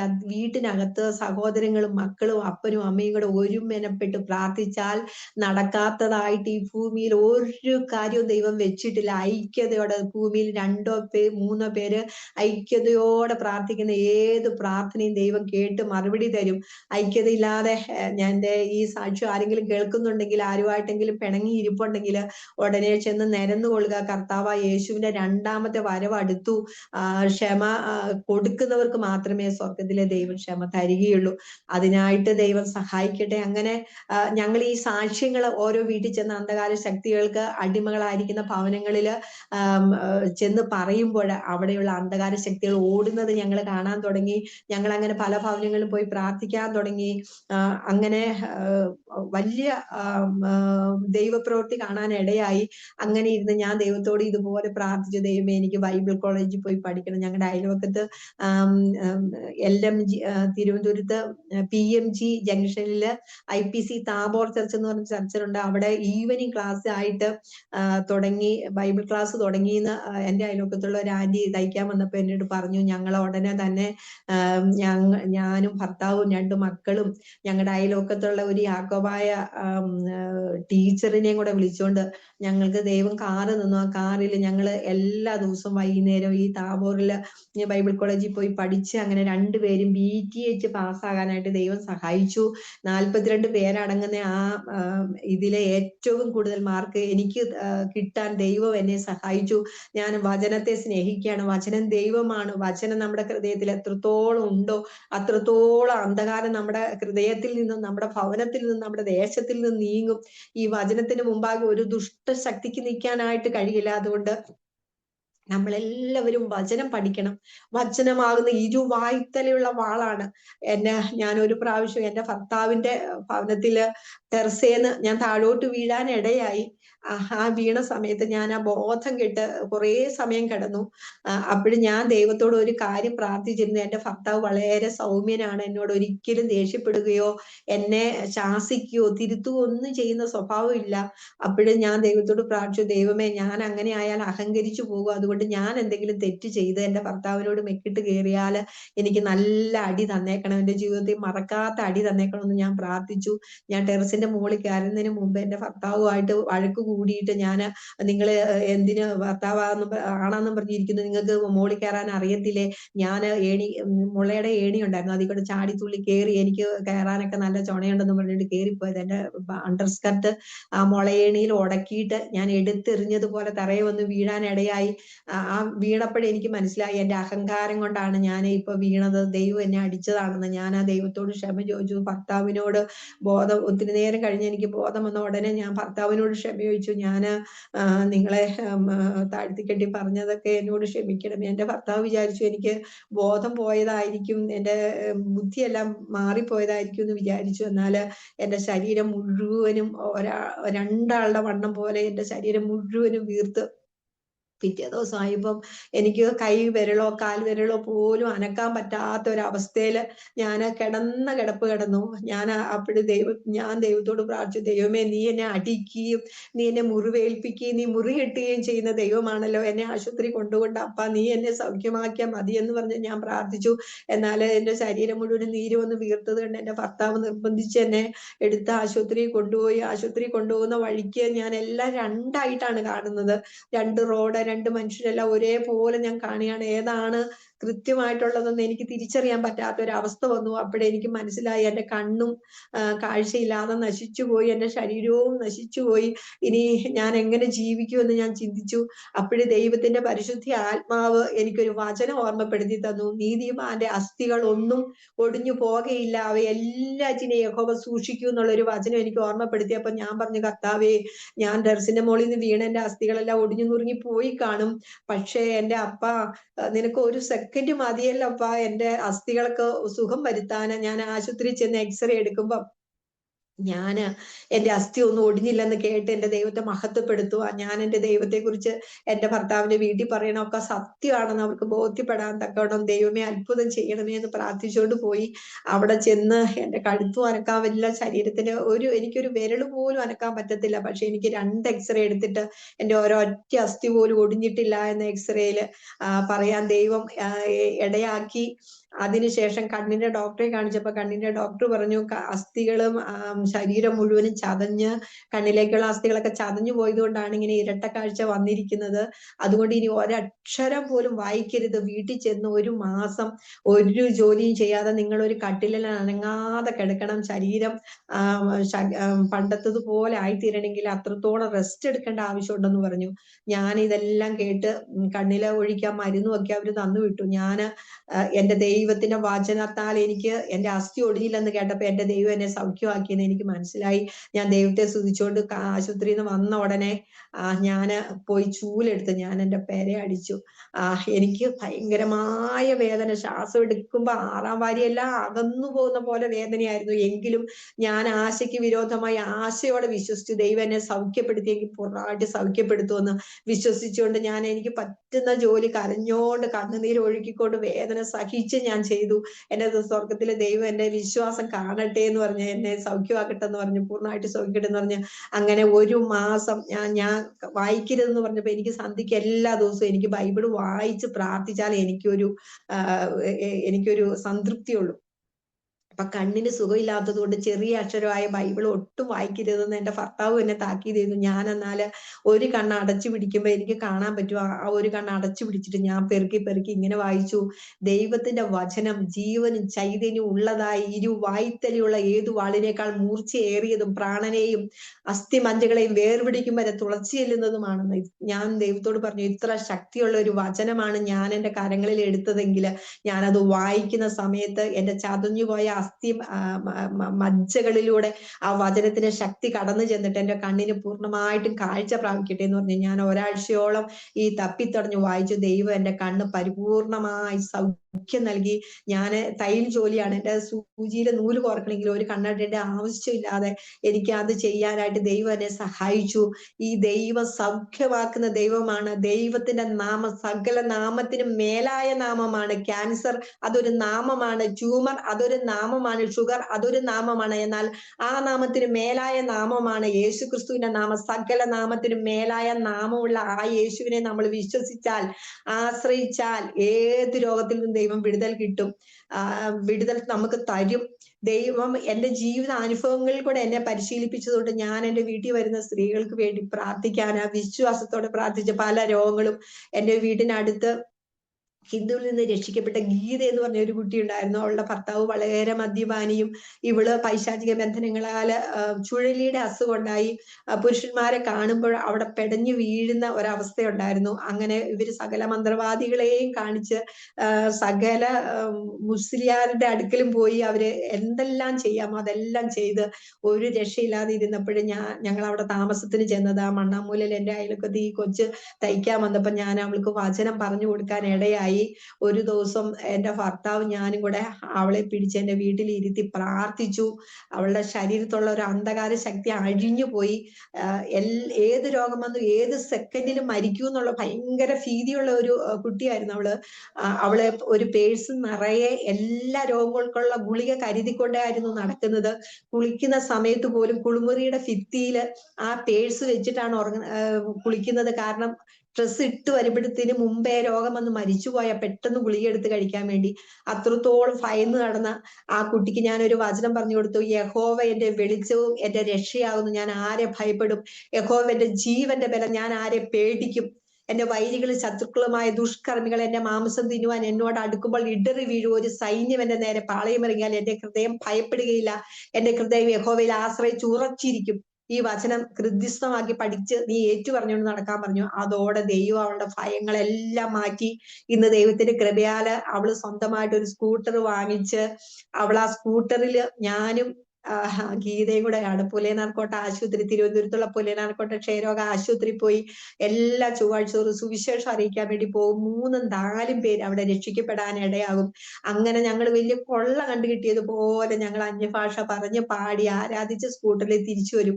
ദൈവം അത്രത്തോളം അവളെ ഉയർത്തി. ഒന്നുമില്ലാതെ കിടന്നിടത്ത് നിന്ന് 3 നിലയുള്ള ഒരു കെട്ടിടം മണ്ണാമൂല ജംഗ്ഷനിൽ പണിയാൻ ദൈവം അവളെ സഹായിച്ചു. അവളുടെ ഭർത്താവ് ഭയങ്കരമായ മദ്യപാനമായിരുന്നു. എന്നാല് അവന് ക്ഷയരോഗം ബാധിച്ച് ക്ഷയരോഗ ആശുപത്രി കിടക്കേണ്ട അവസ്ഥ വന്നു. അവിടെ മരിച്ചു പോകുന്നുള്ള അവസ്ഥയിൽ ഞാനും ഭർത്താവും പോയി പ്രാർത്ഥിച്ച് അവന് ദൈവം അത്ഭുതകരമായ വിടുതൽ നൽകി. മരിച്ചു പോകുന്ന ഡോക്ടർ ഷീറ്റിനകത്ത് എഴുതി വെച്ചതാണ്. ഞങ്ങൾ സുവിശേഷം പറയാൻ ചെന്നപ്പോഴ് അവിടെ ഉള്ള നേഴ്സുമാര് ചോദിച്ചു, നിന്റെ ഭർത്താവ് മരിച്ചു പോയെന്ന്. ഇല്ല, ജീവനോടുണ്ടെന്ന് പറഞ്ഞപ്പോഴാണ് നേഴ്സുമാര് പറഞ്ഞത്, നിന്റെ ഭർത്താവ് മരിച്ചു പോകുന്ന ഡോക്ടർ വിധി എഴുതി വെച്ചിരുന്നതാണ്, നിന്റെ ഭർത്താവ് ജീവിച്ചോ എന്ന് ചോദിച്ചു. അങ്ങനെ അവൾക്ക് വേണ്ടി ദൈവം, അവൾക്ക് വേണ്ടി മാത്രമല്ല അവളുടെ ഭർത്താവിന്റെ ക്ഷയരോഗം എടുത്തു മാറ്റി ദൈവം അവരുടെ കുടുംബത്തെ പണിതു. ദൈവത്തോട് നമ്മൾ പ്രാർത്ഥിച്ചാൽ ദൈവത്തിന് അസാധ്യമായിട്ട് ഒന്നുമില്ല. നമ്മൾ എന്ത് വിശ്വസിക്കുമോ ആ വചനം ഏറ്റുപറഞ്ഞു പ്രാർത്ഥിക്കണം. വചനത്തിന് ശക്തിയുണ്ട്. ദൈവത്തിന്റെ സന്നിധിയിൽ വാദിക്കാൻ നമുക്ക് ദൈവത്തിന്റെ ലോ പുസ്തകമാണ് ഈ ദൈവവചനം. ദൈവവചനത്തിൽ ദൈവം നമുക്കൊരു കാര്യം തരും എന്ന് പറഞ്ഞിട്ടുണ്ടെങ്കിൽ അത് തരുന്നത് വരെ നമ്മൾ വിശ്വാസത്തോടെ, നമ്മുടെ മക്കൾ വന്ന് എനിക്കൊരു കാര്യം ഇത് വേണം, എനിക്കൊരു ബൈക്ക് മേടിച്ച് തരണം, ബൈക്ക് മേടിച്ച് തരണമെന്ന് പറയുമ്പോൾ നിനക്കിപ്പോ ബൈക്കിന്റെ ആവശ്യം എന്താ, നിനക്ക് പ്രായമായില്ലല്ലോ, നിനക്ക് അതിന്റെ ആവശ്യമൊന്നും ഇല്ലെന്ന് പറഞ്ഞാൽ ഇവര് വന്ന് നിർബന്ധിച്ച് ചോദിക്കാൻ നമ്മൾ മക്കൾക്ക് ബൈക്ക് വാങ്ങിച്ചു കൊടുക്കും. അതുപോലെ എനിക്ക് തരും എന്ന് ബൈബിളിനകത്ത് എന്തെല്ലാം അനുഗ്രഹങ്ങൾ എഴുതി വെച്ചിട്ടുണ്ടോ ഇതെല്ലാം പഠിച്ചിട്ട് നമ്മൾ അത് വെച്ച് ലോ പോയിന്റ് വെച്ച് എന്താണ്, ദൈവം നീതിയുള്ള ന്യായാധിപതിയാണ്. ആ നീതിയുള്ള ന്യായാധിപതിയുടെ വലത്തു ഭാഗത്ത് നമുക്ക് വേണ്ടി മധ്യസ്ഥ ചെയ്യുന്ന ഒരു വക്കീലായിട്ട് നമ്മുടെ യേശു കർത്താവ് ഇരിപ്പുണ്ട്. നമ്മൾ ഇവിടെ നിന്ന് ഭൂമിയിൽ നിന്ന് സാക്ഷ്യം പറയുമ്പോൾ യേശു അത് ഏറ്റെടുത്തിട്ട് പറയും, പിതാവേ അവള് പറയുന്നത് ശരിയാണ്, വചനത്തിൽ ഇങ്ങനെ എഴുതി വെച്ചിട്ടുണ്ടല്ലോ, അവൾക്ക് അത് ചെയ്തു കൊടുക്കുമെന്ന് നമുക്ക് വേണ്ടി റെക്കമെൻഡ് ചെയ്യുന്ന ഒരു പരിശുദ്ധാത്മാവ് നിറഞ്ഞ യേശു കർത്താവ് നമുക്കുണ്ട്. അത് വിശ്വസിച്ചുകൊണ്ട് അത് കണ്ടുകൊണ്ട് നമ്മൾ പ്രാർത്ഥിക്കണം. നമുക്ക് വേണ്ടി ആരും മധ്യസ്ഥ ചെയ്യേണ്ട ആവശ്യമില്ല. സ്വർഗത്തിലും ഭൂമിയിലും സകലർക്കും മധ്യസ്ഥ ചെയ്യാൻ ഏക മധ്യസ്ഥനുള്ളത് യേശു കർത്താവാണ്. യേശു കർത്താവ് നമുക്ക് വേണ്ടി രാപ്പകൽ മധ്യസ്ഥ ചെയ്തുകൊണ്ടിരിക്കുകയാണ്. അതുകൊണ്ട് നമ്മൾ വിശ്വസിച്ചുകൊണ്ട് പിതാവായ ദൈവത്തോട് മക്കളായ മക്കളെങ്കിൽ നമ്മൾ സകലത്തിനും അവകാശികൾ എന്ന് വചനത്തിൽ എഴുതിയിരിക്കുകയാണ്. ആ അവകാശം വെച്ചുകൊണ്ട് ദൈവം എനിക്കത് തന്നേ പറ്റുള്ളൂ എന്ന് ദൈവത്തിന് ഹിതമായിട്ട് നമ്മൾ ചോദിച്ചാൽ ദൈവം നമുക്കത് തന്നിരിക്കും. അതിനാരുടെയും ഈ ഭൂമിയിൽ ഒരു ദൈവദാസന്റെ റെക്കമെൻഡ് നമുക്ക് ആവശ്യമില്ല. നമ്മളെ അപ്പനോട് ബന്ധപ്പെട്ടുകൊണ്ടേ ഇരിക്കണം. വചനമാകുന്ന അപ്പൻ വചനത്തിലൂടെ നമ്മളോട് സംസാരിക്കും, നമ്മളെ ആശ്വസിപ്പിക്കും, നമ്മളെ ബലപ്പെടുത്തും. അങ്ങനെ ഞങ്ങൾ കൂട്ടായ്മ നടത്തി, ബൈബിൾ കോളേജിൽ പോയി പഠിച്ചു. PMGയിലും ഞങ്ങൾക്ക് പിന്നെ വചനം സംസാരിപ്പാന് ദൈവം പലയിടങ്ങളിലും തിരുവനന്തപുരം പട്ടണത്തിൽ അവസരം തന്നു. അങ്ങനെ ഞങ്ങള് സഹോദരിയുടെ വിവാഹം കഴിഞ്ഞു. അങ്ങനെ ഞങ്ങളുടെ കുടുംബത്തിൽ എന്ത് പ്രശ്നം വന്നാലും ഞങ്ങൾ അങ്ങനെ ഞങ്ങൾ പരിഹരിച്ച്, വചനം കൊണ്ടും ദൈവത്തെ കൊണ്ടും പരിഹരിക്കാൻ പറ്റാത്ത ഒരു കാര്യവും ഞങ്ങളുടെ ജീവിതത്തിൽ ഇല്ലാതെയായി. അങ്ങനെ ആയി കഴിഞ്ഞു. എന്റെ സഹോദരന്മാര് വിവാഹം കഴിഞ്ഞു. വീട്ടിലെ എല്ലാവർക്കും ഷെയർ ചെയ്തു.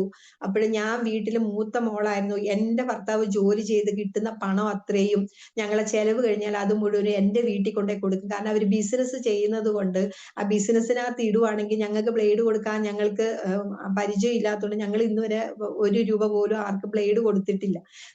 പലിശ ബാങ്കിൽ കൊണ്ട് ഇടും. അപ്പൊ ബാങ്കിൽ പലിശ വീട്ടിലുള്ളവർ തരും. അതുകൊണ്ട് കിട്ടുന്ന പണവും ഈ ഇഷ്ടം പോലെ ബോണസ് കിട്ടും. ഇവർക്ക് വർഷം തോറും ബോണസ് ഉണ്ട്, കമ്പനി ആയതുകൊണ്ട്. ആ ബോണസ് പണം എല്ലാം എന്റെ വീട്ടിൽ കൊണ്ടുപോയി കൊടുക്കും. എന്റെ ഭർത്താവ് 4 പേരെ വിളിച്ചുകൊണ്ട് പോയി 1.5 ലക്ഷം രൂപ വ്യവസായ ലോൺ എടുത്ത് എന്റെ വീട് 2 നിലയായിട്ടെല്ലാം കടയായിട്ടും വീടായിട്ടും എല്ലാം പണിയാൻ ഇടയായി. പക്ഷെ ഷെയർ ചെയ്ത സമയത്ത് എന്നെ അറിയിക്കാൻ എന്റെ അപ്പനും അമ്മയും മറന്നുപോയെന്നാണ് പറഞ്ഞത്. എന്റെ വീട്ടിൽ നടന്ന ഷെയറിങ് ഞങ്ങളെ അറിയിക്കാതെ അവര് രഹസ്യമായിട്ട് അവരുടെ 2 ആൺമക്കൾക്കും ആ സ്വത്ത് മുഴുവനും എഴുതി കൊടുത്തു. എന്നെ എന്റെ അനുജത്തിയെ ഒഴിവാക്കി. ഞാൻ 1 മാസം കഴിഞ്ഞാണ് ഇത് എന്റെ പിതാവിൽ നിന്നാണ് അറിയുന്നത് ഷെയർ കഴിഞ്ഞെന്ന്. ഞാൻ ആ സമയത്ത് എന്റെ ഭവനത്തിലേക്ക് ഒരു എഴുത്തയച്ചു. ഞാൻ എൻ്റെ അമ്മയും എൻ്റെ അപ്പനെയും എൻ്റെ കൂടപ്പിറപ്പുകളെയും സ്നേഹിച്ച സ്നേഹം പോലെ സ്നേഹിച്ചിരുന്നെങ്കിൽ എനിക്ക് നല്ല അന്തസ്സായിട്ട് സ്ത്രീധനം തന്ന് എന്നെ വിവാഹം കഴിപ്പിച്ച് അയക്കുമായിരുന്നു. എനിക്ക് സ്ത്രീധനം പോലും നിങ്ങൾ തന്നില്ലല്ലോ. എനിക്ക് 10 പവന്റെ സ്വർണം 10,000 രൂപയാണ് സ്ത്രീധനമായിട്ട് എൻ്റെ വീട്ടുകാർ തന്നത്. കോടിക്കണക്കിന് വില വരുന്ന സ്വത്തുക്കള് 2 എൻ്റെ അപ്പന്റെ പേരില് ഓട്ടുപാത്രക്കട, സ്റ്റീൽ പാത്രം, അലുമിനിയം പാത്രങ്ങളെല്ലാം ഒരു കടയുണ്ടായിരുന്നു. എൻ്റെ അമ്മ തയ്ച്ചും ടെക്സ്റ്റൈൽ നടത്തി വലിയൊരു ജൗളിക്കടയുണ്ടായിരുന്നു. ഈ 2 കടകളും മൂത്ത മോന് പാത്രക്കടയും ഇളയ മോന് തുണിക്കടയും ഫുള്ളായിട്ട് എഴുതി കൊടുത്തു. ഞാനിത് അറിഞ്ഞിട്ട് ഞാനൊരു എഴുത്തയച്ചപ്പോ എൻ്റെ അമ്മ ഒരു മറുപടി എനിക്ക് വിട്ടു. എൻ്റെ പെമ്മക്കളെ 2 ഞാൻ വല്ലവന്മാർക്കും പിടിച്ചു കൊടുത്തു. എൻ്റെ ആൺമക്കളെ ഉള്ളൂ എനിക്ക് നോക്കാനെന്ന്. ഞാൻ ഈ എഴുത്ത് വായിച്ചപ്പോൾ ഞാൻ ഈ ബൈബിളിനകത്ത് പറയും, പെറ്റമ്മ നിന്നെ മറന്നാലും ഞാൻ നിന്നെ മറക്കില്ലെന്ന് ദൈവം ഒരു വചനം എഴുതി വെച്ചിട്ടുണ്ട്. എനിക്കത് എന്താണെന്ന് ഒരു പിടിയും കിട്ടിയില്ല. എനിക്കത് മനസ്സിലായില്ല. പെറ്റമ്മ മറക്കുവോ, മക്കളെ മറക്കുവോ എന്ന് ഞാനിങ്ങനെ ചിന്തിച്ച് എനിക്ക് അത് വിശ്വസിക്കാൻ പറ്റിയില്ല. ഇതൊക്കെ ചുമ്മാ എഴുതി വെച്ചു. പക്ഷേ എന്റെ പെറ്റമ്മ എന്നെ മറന്നപ്പോ എനിക്ക് മനസ്സിലായി പെറ്റമ്മ മറക്കുന്ന അവസ്ഥകളുണ്ടെന്ന്. ഞാൻ ഈ എഴുത്ത് യഹോശാഫാത്ത് രാജാവ് ദൈവസന്നിധിയിലേക്ക് ആ എഴുത്തിന്റെ പകർപ്പ് വിടർത്തി നിലവിളിച്ചതുപോലെ ഞാൻ എൻ്റെ സ്വർഗത്തിലെ ദൈവത്തോട് പ്രാർത്ഥിച്ചു, ദൈവമേ, ഞാൻ മൂത്ത മകളായിട്ട് അവർക്ക് ഉണ്ടായെങ്കിൽ, എനിക്ക് ഒരു രൂപ പോലും അവര് തന്നില്ല എങ്കിലും എൻ്റെ അപ്പനെ അമ്മയ്ക്ക് ഒരു രോഗം വന്നാൽ ഞാനല്ലാതെ 3 മക്കളിൽ ഒരാളും കാണരുതെന്ന് ഞാൻ പ്രാർത്ഥിച്ചു. എൻ്റെ ദൈവത്തിന്റെ സ്നേഹം എൻ്റെ അപ്പനും അമ്മയും അറിയണമെങ്കിൽ എനിക്ക് അവരെ സ്നേഹിച്ച് കാണിച്ചു കൊടുക്കണം. പണം കൊണ്ടാണോ ഞാൻ സ്നേഹിക്കുന്നത്, അതോ അവരെന്റെ അപ്പനും അമ്മയും ആയതുകൊണ്ടാണോ സ്നേഹിക്കുന്നത്, എനിക്ക് കാണിച്ചു കൊടുക്കണം. അതുകൊണ്ട് എൻ്റെ ദൈവമേ, എന്നെ അല്ലാതെ അവരെ ശുശ്രൂഷിക്കാൻ ഓരോരുത്തരെയും നീ വെച്ചേക്കരുതെന്ന് പറഞ്ഞു. എൻ്റെ 2 സഹോദരന്മാരും ഷെയർ കിട്ടിയ ഉടനെ തന്നെ വെളിനാട്ടിലേക്ക് ജോലിക്കായിട്ട് പോയി. എൻ്റെ 2 നാത്തൂന്മാരും കട നടത്തും. ഞാൻ ഷെയർ ചെയ്തതിന് ശേഷം എന്നെ അറിയിക്കാത്തത് കൊണ്ട്, എൻ്റെ അമ്മ ഇങ്ങനെ എഴുത്തു വിട്ടത് കൊണ്ട് ഞാൻ എൻ്റെ വീട്ടിലേക്ക് ഫോൺ വിളിക്കുന്നത് നിർത്തി. എന്നാൽ ദൈവം എന്ത് ചെയ്തു? മക്കളോട് തിരിച്ചുവേദം കാണിക്കുന്ന എല്ലാ പിതാക്കന്മാരും മാതാക്കന്മാരും കേൾക്കാൻ ഞാൻ പറയാണ്. 4 മക്കളുണ്ടെങ്കിൽ അത് ആണായാലും കൊള്ളാം പെണ്ണായാലും കൊള്ളാം, ഒരുപോലെ സ്നേഹിച്ചില്ലെങ്കിൽ ദൈവത്തിന്റെ കോപം സ്വർഗത്തിൽ നിന്ന് ഭൂമിയിലേക്ക് വരും. അത് എത്ര കോടീശ്വരനാന്ന് പറഞ്ഞാലും അത് വരും. എൻ്റെ അപ്പന്റെ മേലും അമ്മയുടെ മേലും ദൈവകോപം വന്നു, ഞാൻ അറിയുന്നില്ല. എൻ്റെ അമ്മയുടെ കയ്യിലെയും കാലിലെയും തൊലി അടുക്കടുക്കായിട്ട് പൊളിഞ്ഞു പോകുന്ന രോഗം വന്നു. Dust allergy. തുണി അന്ന് വരെ തയ്ച്ചും തുണി അതുവരെ സെയിൽ ചെയ്യുന്ന എൻ്റെ അമ്മയുടെ കയ്യില് തുണി തൊടാൻ പറ്റാത്ത അവസ്ഥയിൽ ഡസ്റ്റ് അലർജി ഉണ്ടായിട്ട് കയ്യിലെയും ഉള്ളംകാലിലെയും തൊലി പറഞ്ഞു പോയി. എൻ്റെ അപ്പന് അസ്ഥി പഞ്ചരം പോലെ നട്ടലിന്റെ മജ്ജയ്ക്കകത്ത് ക്യാൻസർ വന്നിട്ട് അപ്പൻ വില്ലു പോലെ വളഞ്ഞുപോയി. 6 മാസം ഞാൻ മിണ്ടാതെ ഇരുന്ന സമയത്ത് ഒരു സന്ധ്യയിൽ എൻ്റെ അപ്പനും അമ്മയും എൻ്റെ വീട് അന്വേഷിച്ചു പിടിച്ചു വന്നിരിക്കുകയാണ്. 2 പേരെയും കണ്ടാൽ തിരിച്ചറിയാത്ത അവസ്ഥയിൽ, ഉറങ്ങിയിട്ട് നാടുകളായ അവസ്ഥയിൽ എൻ്റെ വീടിന്റെ മുന്നിൽ വന്നു നിന്നു. ഞാൻ ഇത് ആരാന്ന് പറഞ്ഞ് ചെന്ന് നോക്കുമ്പോ എൻ്റെ അപ്പനും അമ്മയാണ്. എൻ്റെ അമ്മ എൻ്റെ വീടിനകത്ത് കയറിയ ഉടനെ പറഞ്ഞു, മോനെ, ഷെയർ ചെയ്ത അന്നു മുതൽ അപ്പൻ ഒരു ആശുപത്രി കിടക്കും, അമ്മ ഒരു ആശുപത്രി കിടക്കും. ഞങ്ങൾക്ക് വല്ലവരും കൂടോത്രം ചെയ്താണോന്ന് അറിയില്ല, അന്നു മുതൽ ഒരു സ്വസ്ഥതയെ ഞങ്ങൾക്ക് ഉണ്ടായിട്ടില്ല മോനെ എന്ന് പറഞ്ഞു. നീ ഇവിടെ ഇരുന്ന് പലർക്കും പ്രാർത്ഥിച്ച് രോഗസൗഖ്യമൊക്കെ കിട്ടിയെന്ന് ഞങ്ങൾ കേട്ടിട്ടുണ്ടല്ലോ, അതുകൊണ്ട് ഞങ്ങള് നിന്റെ അടുത്തോട്ട് വന്നതാണെന്ന് പറഞ്ഞിട്ട് എൻ്റെ അടുക്ക വന്നു. ഞാൻ അപ്പോഴും ദൈവം എൻ്റെ അടുത്ത് പറഞ്ഞു, അവര് മക്കളോട് തിരിച്ചുവേദം കാണിച്ചുകൊണ്ട് ഞാൻ കൊടുത്ത അടിയാന്ന് പറഞ്ഞു ദൈവം എന്നോട്. ഞാൻ ഉടനെ തന്നെ, ദൈവമേ, എൻ്റെ അന്നേരത്തെ സങ്കടത്തിന് ഞാൻ ആ എഴുത്ത് വിടർത്തി കരഞ്ഞെന്നും പറഞ്ഞുകൊണ്ട് എൻ്റെ അപ്പനും അമ്മേനെ ഇങ്ങനെ അടിക്കാമോ? എൻ്റെ അപ്പനും അമ്മയും എന്ത് സൗന്ദര്യവും ആരോഗ്യമുള്ളവരായിരുന്നു, അതുപോലെ തന്നെ തിരിച്ചാക്കി കൊടുക്കണമേ അപ്പ എന്ന് പറഞ്ഞിട്ട് ഞാൻ അവർക്ക് വേണ്ടി ദൈവത്തോട് ക്ഷമ ചോദിച്ചു മധ്യസ്ഥ ചെയ്തു. എൻ്റെ അപ്പനെ തിരുവനന്തപുരത്തെ കോസ്മോപൊളിറ്റൻ ഹോസ്പിറ്റലിൽ കൊണ്ടുപോയി കാണിച്ചപ്പോൾ അവര് അവിടെ കിടത്തി സ്കാൻ ചെയ്തപ്പോഴാണ് അറിയുന്നത് എൻ്റെ അപ്പന് 1.25 ലക്ഷം രൂപ അന്നത്തെ കാലത്ത് ചികിത്സിച്ചിട്ട് ഒരു ഭേദം വരാതെ, രോഗം കണ്ടുപിടിക്കാത്ത രോഗം കോസ്മോപൊളിറ്റൻകാർ സ്കാൻ ചെയ്തപ്പോ കണ്ടുപിടിച്ചു, നട്ടലിന്റെ മജ്ജയ്ക്കകത്ത് ക്യാൻസർ. 5 ഇടത്ത് നട്ടലിന്റെ 5 ഇടത്ത് കറുത്ത പൊട്ടുപോലെ സ്കാനിൽ പതിഞ്ഞു. അത് സീനിയർ ഡോക്ടർ ജൂനിയർ ഡോക്ടറെ തൊട്ട് കാണിച്ചപ്പോ എനിക്ക് മനസ്സിലായി തലച്ചോറ് വരെ അത് ബാധിച്ചിരിക്കുകയാണെന്ന്. ഉടൻ തന്നെ ഇവിടുത്തെ സീനിയർ ഡോക്ടർ RCCയിലെ ഡോക്ടറെ വിളിച്ചു. അയ്യോ, ഇവിടുന്ന് സീരിയസ് ആയ ഒരു രോഗിയെ കൊണ്ടുവരുന്നുണ്ട്, ഉടൻ തന്നെ നിങ്ങൾ കെയർ ചെയ്യണേ എന്ന് പറഞ്ഞിട്ട് നേരിട്ട് വിളിച്ചു പറഞ്ഞു. ഞങ്ങൾ ഉടനെ ടാക്സി വിളിച്ച് കൊണ്ടുപോകുമ്പോ എൻ്റെ അപ്പൻ വലിയ നിലവിളി, നട്ടലിനകത്ത വേദന കൊണ്ട് നിലവിളിച്ച് പൊളയുകയാണ്.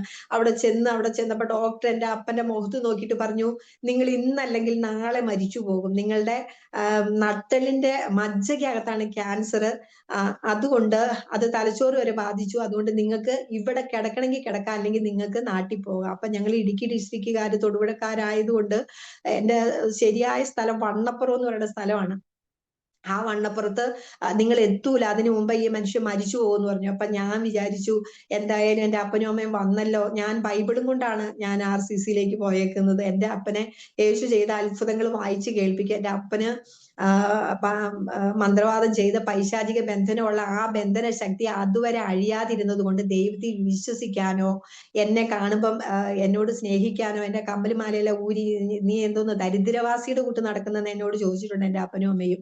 ദരിദ്രവാസിയായി പോയ എൻ്റെ അടുക്കല് എന്റെ ദൈവം എന്റെ അപ്പനെ അമ്മയും കൊണ്ടെത്തിച്ചിട്ട് RCCയിലെ പെണ്ണുങ്ങളുടെ വാർഡിൽ എന്റെ അപ്പന് സ്ഥലം കിട്ടിയുള്ളൂ. പെട്ടെന്ന് കൊണ്ടുചെന്നത് കൊണ്ട് അവിടെ ആണുങ്ങളുടെ വാർഡിൽ സ്ഥലമില്ല എന്ന് പറഞ്ഞ് പെണ്ണുങ്ങളുടെ ഒരു വാർഡിൽ കിടത്തി. അപ്പൊ എന്റെ അപ്പൻ, ഞാൻ അത്ഭുതങ്ങൾ വായിച്ച് കേൾപ്പിക്കുമ്പോൾ എന്നോട് ചോദിക്കുന്ന ഒരു ചോദ്യമുണ്ട്, 2000 വർഷം മുമ്പ് മരിച്ചുപോയ യേശു എനിക്കിപ്പോ എന്ത് ചെയ്യുമെന്നാ നീ പറയുന്നത്? ഞാൻ പറഞ്ഞു, അപ്പ 2000 വർഷം മുമ്പ് മരിച്ചിട്ട് മരണത്തെ തോപ്പിച്ച് 3-ാം ദിവസം ഉയർത്തെഴുന്നേറ്റ യേശുവാണ് എന്റെ യേശു. അപ്പൻ ഒന്ന് വിശ്വസിക്കുന്ന പറഞ്ഞിട്ട് അപ്പൻ വിശ്വസിക്കൂല. അങ്ങനെ ഞാൻ ബൈബിള് വായിച്ച് കേൾപ്പിച്ചുകൊണ്ടിരുന്നു.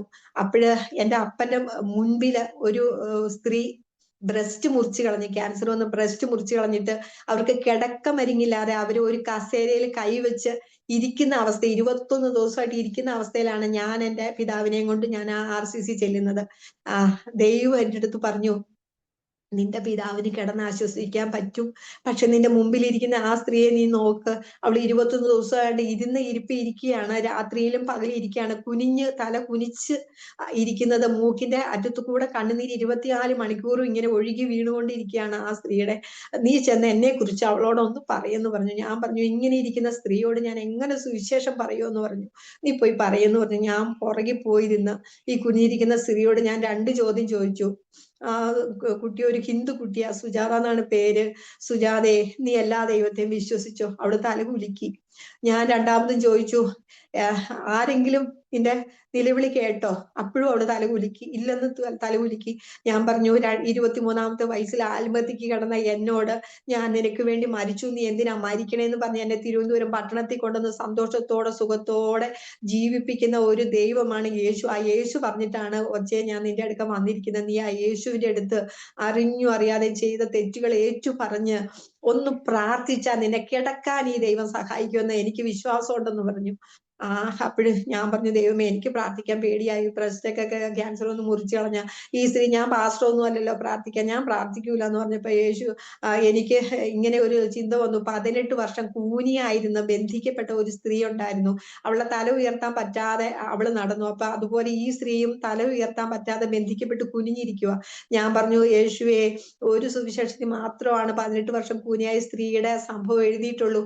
ഞാനത് വെറുതെ ബൈബിൾ എടുത്ത് മറിക്കുമ്പോൾ കാണുവാണെങ്കിൽ മാത്രം ഞാൻ പ്രാർത്ഥിക്കും എന്ന് പറഞ്ഞു. പക്ഷെ ഞാനത് മറിച്ച ഉടനെ ദൈവം എനിക്കത് കാണിച്ചു തന്നു. ഞാൻ ആ ഉടൻ തന്നെ എന്നെ തന്നെയാണ് പ്രാർത്ഥിക്കാൻ ദൈവം ഏൽപ്പിച്ചിരിക്കുന്നതെന്ന് വിശ്വസിച്ചുകൊണ്ട് ഞാൻ ആ കുനിഞ്ഞിരിക്കുന്ന സ്ത്രീയുടെ കഴുത്തിന് പുറകിൽ വലിയൊരു മുഴയുണ്ടായിരുന്നു. അത് നീര് വന്ന് ആ മുഴയിൽ പിടിച്ചിട്ട് പരിശുദ്ധാത്മാവ് എന്തൊക്കെയാണോ എന്നോട് പ്രാർത്ഥിക്കാൻ പറഞ്ഞു അതെല്ലാം ഞാൻ പ്രാർത്ഥിച്ചു. ആ സെക്കൻഡിൽ ഈ സ്ത്രീ പോയി കട്ടിലിൽ കിടന്നു. എന്റെ അപ്പനത് നേർക്ക് നേർ കിടന്ന് കണ്ടു. എന്ന് വെച്ചാൽ 2000 വർഷം മുമ്പ് യേശു പല അത്ഭുതങ്ങളും ചെയ്തിട്ടുണ്ട്. ഇപ്പൊ എന്ത് ചെയ്തിട്ടാണ് നീ എന്നോട് വിശ്വസിക്കാൻ പറയണേന്ന് ചോദിച്ചപ്പോ എന്റെ അപ്പൻ കണ്ട് വിശ്വസിക്കേണ്ടതിന് എന്റെ സ്വർഗത്തിലെ ദൈവം ഈ സ്ത്രീയെ കട്ടിലിൽ കിടത്തി. എന്റെ അപ്പൻ അതോടെ വിശ്വസിച്ചു. 2000 വർഷങ്ങൾക്ക് മുമ്പ് മാത്രമല്ല, ഇപ്പോഴും ദൈവത്തോട് നിലവിളിക്കുന്നവരുടെ നിലവിളി ദൈവം കേൾക്കും. ഇന്നും അത്ഭുതങ്ങളും അടയാളങ്ങളും തീർന്നു പോയിട്ടില്ല. ആ ഉടൻ തന്നെ ഞങ്ങൾക്ക് റൂം കിട്ടി. എന്റെ അപ്പനെ റൂമിലേക്ക് മാറ്റി. റൂമിൽ ചെന്ന ഉടനെ എന്റെ അപ്പൻ കൈ നീട്ടി യാചിച്ചുകൊണ്ട് എന്നോട് പറഞ്ഞു, മോനെ, എനിക്കും കൂടെ ഒന്ന് പ്രാർത്ഥിക്കും. നിന്റെ അപ്പന്റെ ഈ വേദന ഒന്ന് മാറട്ടെ, എനിക്കും കൂടെ ഒന്ന് പ്രാർത്ഥിക്കും. ഞാൻ പറഞ്ഞ, അപ്പ, ഞാൻ എത്ര വർഷമായി, 67 വയസ്സ് ഉണ്ട്. സ്വർഗത്തിൽ ദൈവം ഒരപ്പനായിട്ട് എന്റെ അപ്പനുണ്ടെന്ന് ഇന്ന് വരെ തിരിച്ചറിയാനോ വിശ്വസിക്കാനോ മനസ്സില്ലല്ലോ. ഞാൻ എത്ര വർഷമായി എന്റെ അപ്പൻ നരകത്തിൽ പോകാതെ രോഗത്തിൽ നിന്ന് രക്ഷപ്പെടാൻ ഞാൻ പ്രാർത്ഥിക്കുന്നു. അപ്പൊ അപ്പൻ തന്നെ പ്രാർത്ഥിക്ക്, അപ്പൻ തന്നെ സ്വർഗത്തിലെ ദൈവത്തോട് പ്രാർത്ഥിക്കുന്നു പറഞ്ഞപ്പോ അപ്പം പറയാ, എനിക്ക് പ്രാർത്ഥിക്കാൻ അറിയില്ല മോനെ. വർഗീസ് എന്ന് പേര്, 67 വയസ്സ്. ഇങ്ങനെയുള്ള ഒത്തിരി ക്രിസ്ത്യാനികളുണ്ട്. ഒരു വാക്ക് ദൈവത്തോട് പ്രാർത്ഥിക്കാനോ ദൈവവുമായിട്ട് ഒരു ആത്മീക ബന്ധമോ സ്നേഹബന്ധമോ ഇല്ലാതെ ഞായറാഴ്ച ക്രിസ്ത്യാനികളായിട്ടുള്ള ഒത്തിരി പേരുണ്ട്. എന്റെ അപ്പൻ ആ കൂട്ടത്തിലായിരുന്നു. എന്റെ അപ്പനോട് ഞാൻ പറഞ്ഞു, ഞാൻ പ്രാർത്ഥന പറഞ്ഞു തന്ന അപ്പം പ്രാർത്ഥിക്കുമെന്ന് ചോദിച്ചു. മോനെ, ഞാൻ പ്രാർത്ഥിക്കാന്ന് പറഞ്ഞു. ഞാൻ പറഞ്ഞു കൊടുത്തു, കർത്താവായ യേശുവേ. എന്റെ അപ്പം പറഞ്ഞു, 2000 വർഷങ്ങൾക്ക് മുമ്പ് എന്റെ കാൽ കൊണ്ടും കൈ കൊണ്ടും ഞാൻ ചെയ്ത എല്ലാ പാപത്തിനും പരിഹാരം വരുത്താൻ അങ്ങയുടെ കയ്യിൽ ആണിയടിച്ച്, അങ്ങയുടെ കാലിൽ ആണിയടിച്ച്, അങ്ങയുടെ വിലാപ്പുറത്ത് കുന്തം വെച്ച് കുത്തി എന്റെ തലയെ വന്ന ശാപം മാറാൻ വേണ്ടി അങ്ങയുടെ തലയിൽ മുൾക്കിരീടം അടിച്ചിറക്കി അവസാനത്തുള്ളി രക്തം വരെ എനിക്കൊഴുക്കിയത് എന്റെ രോഗശാന്തിക്കും എന്റെ പാപ പരിഹാരത്തിനുമാണ് ഞാൻ വിശ്വസിക്കുന്ന യേശുവേ.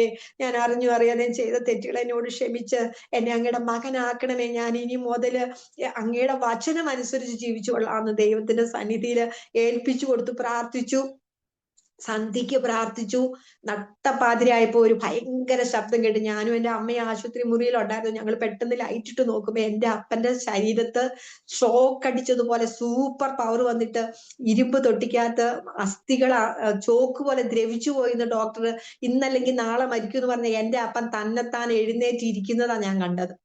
ഞാൻ ആ അർദ്ധരാത്രിയില് എനിക്ക് വിശ്വസിക്കാൻ കഴിഞ്ഞില്ല. കാരണം 67 വയസ്സ് വരെ യേശുവിനെ പറയാൻ ഇനി ഒരു ചെയ്ത എന്റെ അപ്പനെ അത്രത്തോളം ചീത്ത പറഞ്ഞ് നടന്ന ആളാണ്. മദ്യപിച്ച് വന്നു കഴിഞ്ഞിട്ടുണ്ടെങ്കിൽ ഈ ക്രിസ്മസിന് ഈസ്റ്ററിനാണ് മദ്യപിക്കുന്നത്. അന്നേ ദിവസം എന്തിനാണ് ഈ യേശു കഴിവിന്മേൽ കയറിയതെന്ന് അവന് എന്തിനു കഴിവിന്മേൽ കയറിയെന്ന് ചോദിക്കുന്ന അവസ്ഥയുണ്ടായിരുന്നു. എന്നാൽ എന്റെ അപ്പൻ നിലവിളിച്ച് പാപങ്ങളെ ഏറ്റുപറഞ്ഞു പ്രാർത്ഥിച്ച അന്ന് രാത്രി തന്നെ എന്റെ യേശു വന്ന് എന്റെ അപ്പനെ എഴുന്നേൽപ്പിച്ചിരുത്തി. എന്റെ അപ്പനെ എന്നോട് ചോദിച്ചൊരു ചോദ്യമുണ്ട്, ആരാടി എന്നെ ഇവിടെ പിടിച്ചെഴുന്നേൽപ്പിച്ചിരുത്തിയ? ആശുപത്രി കുലുങ്ങുന്ന ശബ്ദത്തിലാണ് എന്നോട് ചോദിച്ചത്.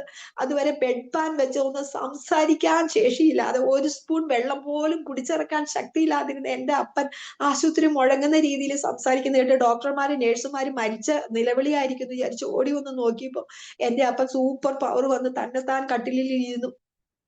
ഇരുമ്പ് തൊട്ടിലിൽ കിടത്തിയിരുന്ന ആ ഇരുമ്പ് തൊട്ടിലിലെ ഇതൊക്കെ അഴിച്ചു മാറ്റാൻ ഞങ്ങളോട് പറഞ്ഞു. എനിക്കിപ്പൊ തന്നെ ബാത്റൂമിൽ പോകണമെന്ന് പറഞ്ഞു. ഞാൻ കുതിച്ച് ചാടി ബാത്റൂമിൽ പോയിട്ട് ഇങ്ങോട്ട് വന്നിട്ട് ഞാൻ തിരിഞ്ഞു കിടക്കണോടി, ഞാൻ മറിഞ്ഞു കിടക്കണോടി, ഞാൻ കൊടുകൈ കുത്തി കിടക്കുന്ന ഇങ്ങനെ തിരിഞ്ഞു മറിഞ്ഞു അപ്പം കിടക്കുന്നുണ്ട്. ഞാൻ ഇതെല്ലാം സ്വപ്നമാണോ എന്നും പറഞ്ഞ് ഞാനും എന്റെ അമ്മയെ സ്തംഭിച്ചിങ്ങനെ നിന്നപ്പം എന്റെ അമ്മയോട് പറയാം, നീ എന്നതാടി കണ്ണുമിടിച്ച് നോക്കുന്നു, ഒരു ഗ്ലാസ് വെള്ളം ഇങ്ങോട്ട് ഒഴിക്കടിയുന്നു. ഒരു ഗ്ലാസ് വെള്ളം എന്റെ അപ്പം മടമടാന്ന് കൊടുങ്കയ്യെ കുത്തി കിടന്നുകൊണ്ട് കുടിച്ചിറക്കി.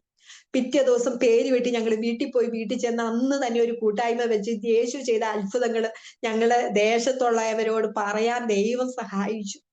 ഏതു രോഗമായിരുന്നാലും എത്രത്തോളം കുഴി വെട്ടി കാത്തിരുന്നതാണ് എന്റെ അപ്പന്. കുഴി വെട്ടി കാത്തിരുന്നത് ഞങ്ങളുടെ സ്വന്തം ബന്ധു മിത്രാദികളെല്ലാം തിരുവനന്തപുരത്ത് വന്ന് എന്റെ അപ്പനെ അവസാനമായി ജീവനോടെ കാണാൻ വേണ്ടി എന്റെ വീട്ടിൽ വന്ന് കണ്ടിട്ട് പോയതാണ്.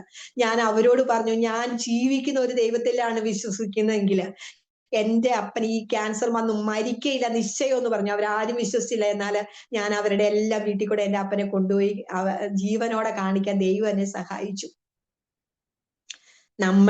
എന്റെ അമ്മയുടെ കയ്യിലും കാലിലും തൊലി പൊളിഞ്ഞിട്ട് എന്റെ ദൈവമേ, എന്റെ ഭർത്താവ് മരിക്കുന്നതിന് മുമ്പേ എന്നെ വിളിച്ചോണ്ട് പോണേ എന്ന് പറഞ്ഞ് 2 കൈയും തലയെ വെച്ച് നിലവിളിച്ച് എന്റെ അമ്മയോട് ഞാൻ പറഞ്ഞു, അമ്മയുടെ കയ്യിൽ ഒരു കടവാവല് രക്തം കുടിച്ച് തൂങ്ങി കിടക്കുകയാണ്, എന്നാ ഒരു കാര്യം ചെയ്യും, ഉറക്ക ഗുളിക തിന്ന് കിടന്നുറങ്ങിക്കോ.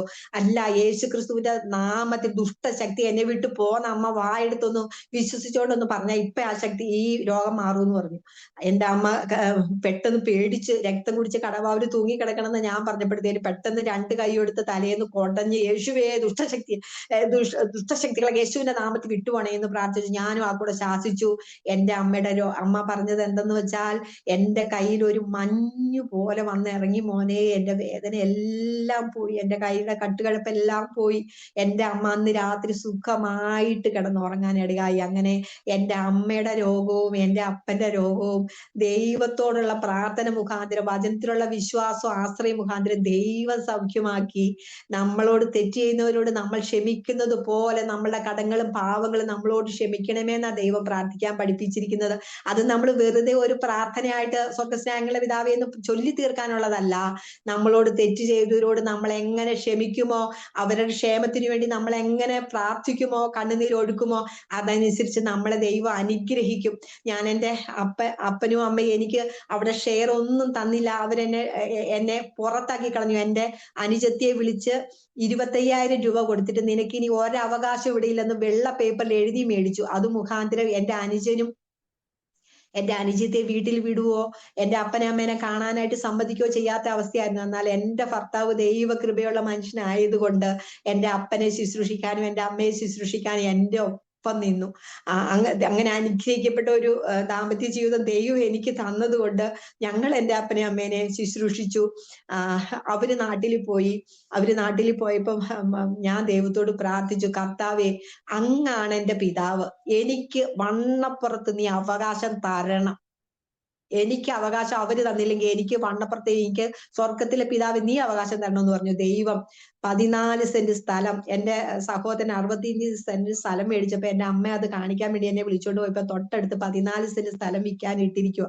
ഞാൻ വിചാരിച്ചു, എന്റെ അപ്പൻ തന്നതുപോലെ ഇരിക്കും. എന്റെ സഹോദരന്റെ സ്ഥലത്തോട് ചേർന്ന് ഈ സ്ഥലം മേടിക്കുകയാണെന്ന് 2 ലക്ഷം രൂപയ്ക്ക് പട്ടയില്ലാത്ത സ്ഥലം വാങ്ങിക്കാൻ ദൈവം ഞങ്ങളെ സഹായിച്ചു. അത് വർഷങ്ങൾക്ക് ശേഷം അവിടെ 6 വരി പാതയാകുമെന്ന് പറഞ്ഞിട്ട് അത് 30 ലക്ഷം രൂപയ്ക്ക് വിൽക്കാൻ ദൈവം ഞങ്ങളെ സഹായിച്ചു. അപ്പനും അമ്മയും അവകാശം തന്നില്ല എങ്കിലും അപ്പനോടും അമ്മയോടും ദേഷ്യമോ വൈരാഗ്യമോ വെക്കാതെ അവരുടെ നന്മയ്ക്ക് വേണ്ടി അവർ മാതാവും പിതാവും അവരെ സ്നേഹിച്ചാൽ സ്വർഗത്തിലെ ദൈവം, സ്വർഗത്തിലെ ഭണ്ഡാരം തുറന്ന് ദൈവം നമ്മളെ മതി വരുവോളം അനുഗ്രഹിക്കും. നമ്മുടെ കണ്ണുനീര് അവൻ തുരുത്തിയിലാക്കി വെക്കും. തുരുത്തി നിറയുമ്പോൾ അതെന്ത് ചെയ്യും? അത് നമ്മുടെ മേൽ അനുഗ്രഹ മഴയായിട്ട് ദൈവം പെയ്യിക്കും. ആരെല്ലാം നമ്മളെ കണ്ണുനീര് കുടിപ്പിച്ചിട്ടുണ്ടോ അതെല്ലാം ഓർത്ത് നമ്മൾ ദൈവത്തെ സ്തുതിക്കണം. ആ കണ്ണുനീരാണ് നമ്മളെ ദൈവത്തോട് അടുപ്പിച്ചത്. നമ്മളെ മറ്റുള്ളവർ സ്നേഹിച്ചിരുന്നെങ്കിൽ, നമ്മളെ മറ്റുള്ളവർ ശ്രദ്ധിച്ചിരുന്നെങ്കിൽ, നമ്മളെ പൊക്കിയടിച്ചിരുന്നെങ്കിൽ നമ്മൾ ആ ദൈവത്തെ സ്നേഹിക്കുകയില്ലായിരുന്നു. എന്നാൽ ഈ ദൈവത്തെ സ്നേഹിക്കാനായിട്ട് ദൈവത്തെ യേശു കർത്താവിന് മരിക്കണമെങ്കിൽ യേശുവിനെ കുരിശിൽ അടിച്ചു കൊല്ലാൻ വേണ്ടിയിട്ട് കയ്യിൽ ആണി കൊടുത്ത ആൾക്കാരുണ്ടായിരുന്നു. കയ്യില് ചാട്ടവാറ് കൊടുത്ത ആൾക്കാരെ ദൈവം ഏൽപ്പിച്ചതാ, പിതാവായ ദൈവം ഏൽപ്പിച്ചതാ. യേശു മരിച്ചാൽ മാത്രമേ മരണത്തെ തോൽപ്പിച്ച് പുനരുത്ഥാനം ചെയ്ത് പിതാവിന് വലതുഭാഗത്തിരിക്കാനുള്ള യോഗ്യത നേടുള്ളൂ. അതുപോലെ നമ്മുടെ ഈ ജഡശരീരത്തെ കൊല്ലുവാൻ തക്കവണ്ണം ദൈവം നമ്മൾക്ക് ചുറ്റും ആൾക്കാരെ നിയമിച്ചിട്ടുണ്ട്. അവരോട് ഒരിക്കലും നമ്മൾ വൈരാഗ്യം വെക്കരുത്. അവര് ദൈവം നിയമിച്ചു വെച്ചിരിക്കുകയാണ്. നമ്മുടെ ജഡത്തെ കൊന്ന് നമ്മുടെ ആത്മാവ് ശക്തിപ്പെട്ട് വളരാനും ദൈവത്തിൽ ആശ്രയിപ്പാനും ദൈവത്തിന്റെ അടുത്ത് തന്നെ നമ്മൾ ഇരിക്കാനും ദൈവം നമ്മളെ അത്രത്തോളം സ്നേഹിക്കാൻ. മറ്റുള്ളവർ നമ്മളെ കണ്ണീര് കുടിപ്പിക്കുമ്പോൾ നമ്മുടെ മക്കൾ കരയുമ്പോഴല്ലേ നമ്മൾ അവരുടെ അടുത്ത് ചെന്നിരുന്ന മോനെ കരയണ്ട എന്ന് പറഞ്ഞ് ആശ്വസിപ്പിക്കുന്ന. അതുപോലെ സ്വർഗത്തിലെ പിതാവായ ദൈവം നമ്മൾ കരയുമ്പോഴാണ് നമ്മുടെ അടുക്ക വന്നിരുന്ന് നമ്മളെ ആശ്വസിപ്പിക്കുന്നത്. അപ്പൊ ഈ ദൈവം മറ്റുള്ളവരോടൊന്നും, നമ്മൾ ഈ ഭൂമിയിൽ ജീവിച്ചിരിക്കുന്ന അവർക്കൊന്നും അറിവില്ല. നമ്മൾ അങ്ങനെ ചെയ്യരുത് ഇങ്ങനെ ചെയ്യരുത് അവർക്ക് അറിവില്ല. നമ്മൾ അവർക്ക് വേണ്ടി പക്ഷവാദം ചെയ്ത് പിതാവായ ദൈവത്തിന്റെ സന്നിധിയില് യേശു കർത്താവ് എങ്ങനെ പക്ഷവാദം ചെയ്യുമോ അതുപോലെ നമ്മൾ മറ്റുള്ളവർക്ക് വേണ്ടി, നമ്മൾക്ക് ദോഷം ചെയ്തവർക്ക് വേണ്ടി ദൈവമേ അവരുടെ അറിവില്ലായ്മ ക്ഷമിക്കണമേ, അവരെ അനുഗ്രഹിക്കണമേ, അവര് ദൈവത്തെ അറിയാൻ ഇടയാക്കണമേ. എൻ്റെ അപ്പനും അമ്മയും സ്വർഗത്തിൽ പോകാൻ ദൈവം സഹായിച്ചു.